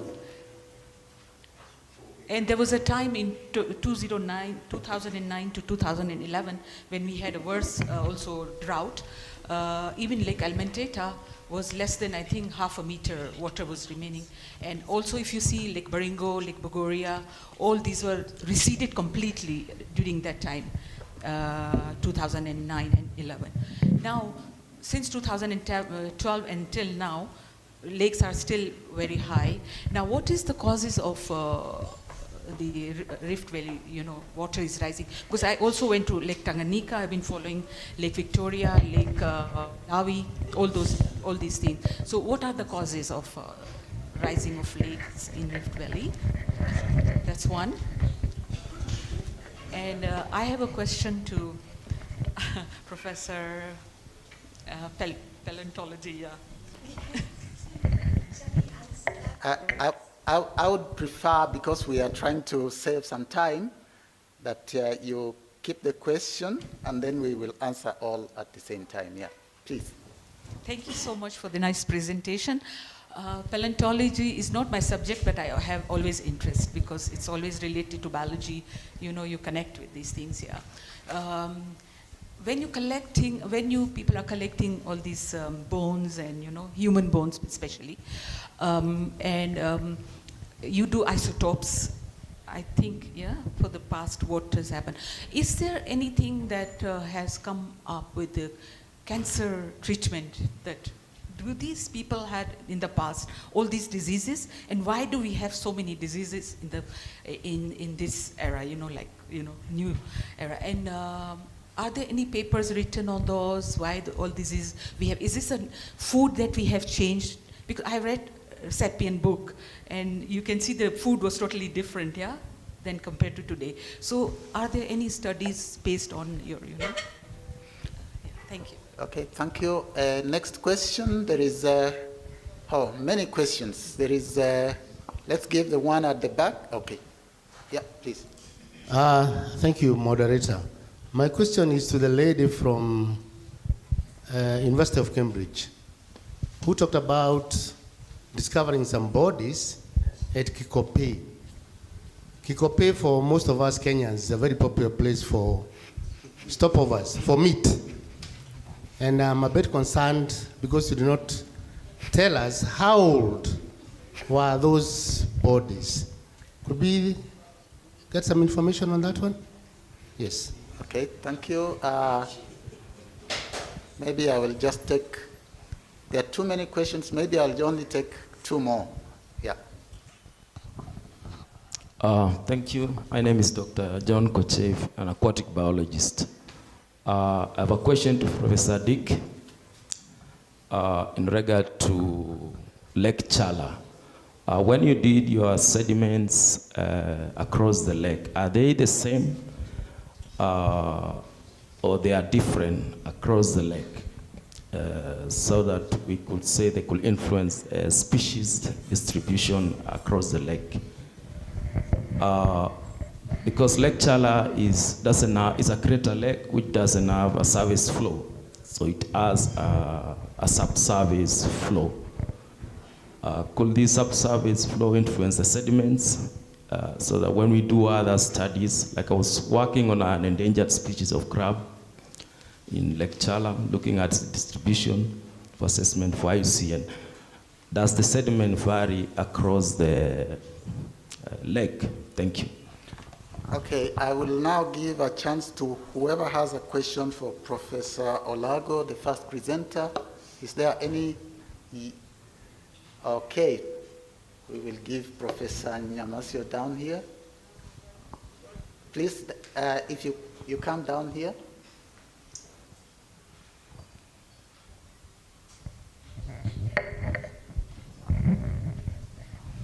Professor? Yes, thank you very much. Professor Olago, my feeling is that the country is getting into trouble with respect to climate change and livelihood facilities. The work we have reported, the information is quite good and can be used for policy making. Do we have a mechanism of getting that information, mainstreaming it into policy frameworks? Okay, thank you. We will stop there with the questions, and I will ask Professor Dirk Verschuren. You can either come here. You can either come here or answer from wherever, but maybe you can come. I can stand here. All right, maybe first a question from Lake Chala, because that's quite easy. So yeah, Lake Chala is a crater lake, which means that it's in terms of morphometry, it's basically just like a saucer, a deep soup saucer. cup, and the sedimentation at the bottom is indeed very uniform. Yeah? But it's important to remember that, so the lake is 90 meters deep, and most of the, if you've been there, the shore is really very rocky, very steep-sided, and it goes almost straight down to 50 meters. And real mud is only deposited below 60 meters. Yeah?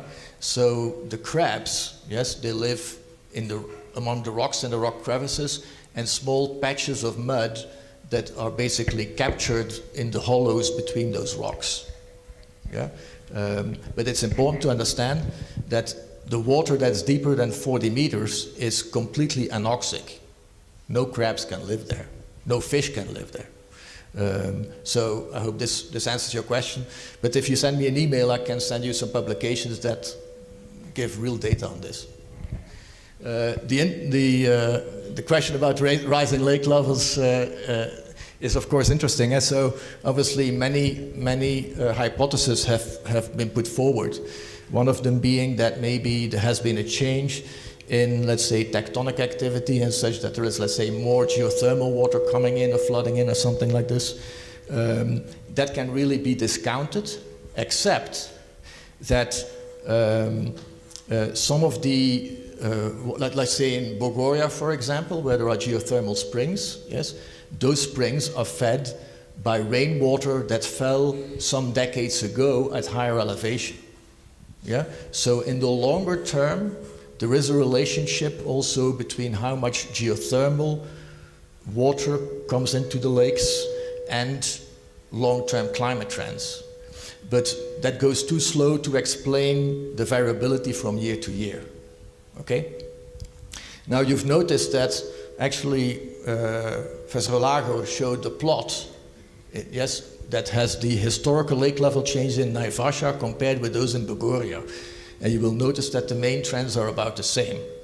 Also, in the last 20 years, all the lakes have gone up at around the same time. Yeah?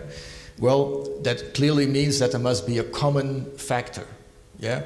And that common factor is probably indeed climate change. Now, it's a little bit contradictory, because I've been saying that Eastern Africa is drying out, so why do the lakes come up? Well, it is very specifically for the Rift Valley lakes, because the Rift Valley lakes already get also some moisture from the west. And you probably all realize that the main dry season from June to September is not as dry anymore as it used to be. Yeah? So occasionally there are showers of water that actually comes from the west, but more often there is a lot of cloudiness, and as a result, less evaporation of lake water. That just accumulates in the lake and just stays there until the start of the next real rain season to bring it up higher and higher. Yeah? And so there's the trend as, let's say, everything eastward of the Rift Valley is drying out. Areas, let's say western Uganda, for example, they're actually becoming more wetter because they get a greater input from Atlantic moisture. Yes, and that's also why there's also, let's say, Lake Victoria is a little bit an intermediate case. Lake Tanganyika, of course, is already more the western influence. Yeah. Now, it's also important to understand, though, yes, is that one reason why these lakes have all come up, yes, is because nowadays there is much more intensive land use in the headwater regions.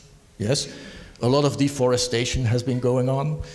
And of course, if it used to be, let's say, natural vegetation, then typically that rainwater would basically percolate through the soil and recharge the groundwater aquifers, okay? But what happens more and more now, of course, is that in the deforested landscapes, the agricultural landscapes, the rainfall doesn't really percolate and feed the groundwater, but is directly flushing off the land, collecting in the rivers, and ending up in the lakes. Yeah? So of the total amount of rainfall that falls across the Rift Valley, independent of climate change, increasingly greater fraction is collected in the lakes because of the intensive land use. And so you could say that basically the rising lake levels are a combination of two things. the intensified land use plus climate change. Okay, thank you. Next, Professor Law, you can either come at the podium. I think that's okay. So if I remember correctly, your question was about disease in these ancient people 10,000 years ago, and disease in general. So the Turkana people 10,000 years ago are really very healthy. We have found no evidence of cancer, little evidence even of broken bones, even of fractures, heel fractures. So it's a very healthy population. We're not entirely still working on assessments of how long they lived. They may not have lived to very, very old age. So we might be missing the old age diseases. So your broader question about cancer in particular. So we have evidence of cancer, and there was something published in the last 10 days or so of an ancient Egyptian case of cancer. So we have cases of cancer that go deep into the past, but they're very rare. Very, very, very rare. And in some cases, like this ancient Egyptian, because there was some healing, some suggestion that it was being treated in one way or another.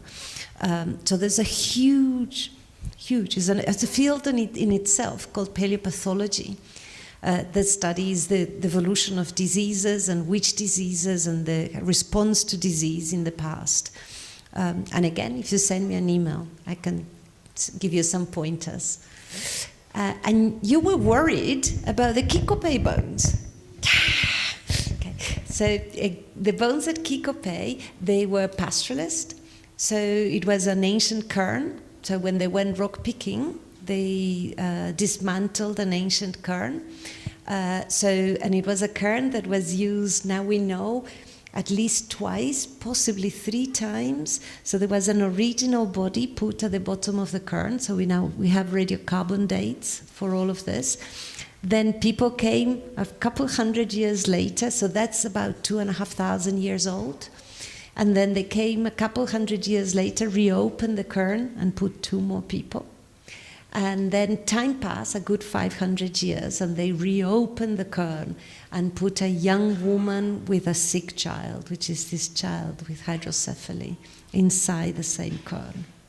So that area of Kikopey is just like a huge cemetery landscape. I mean, it's one cairn after the other, one crevice after the other.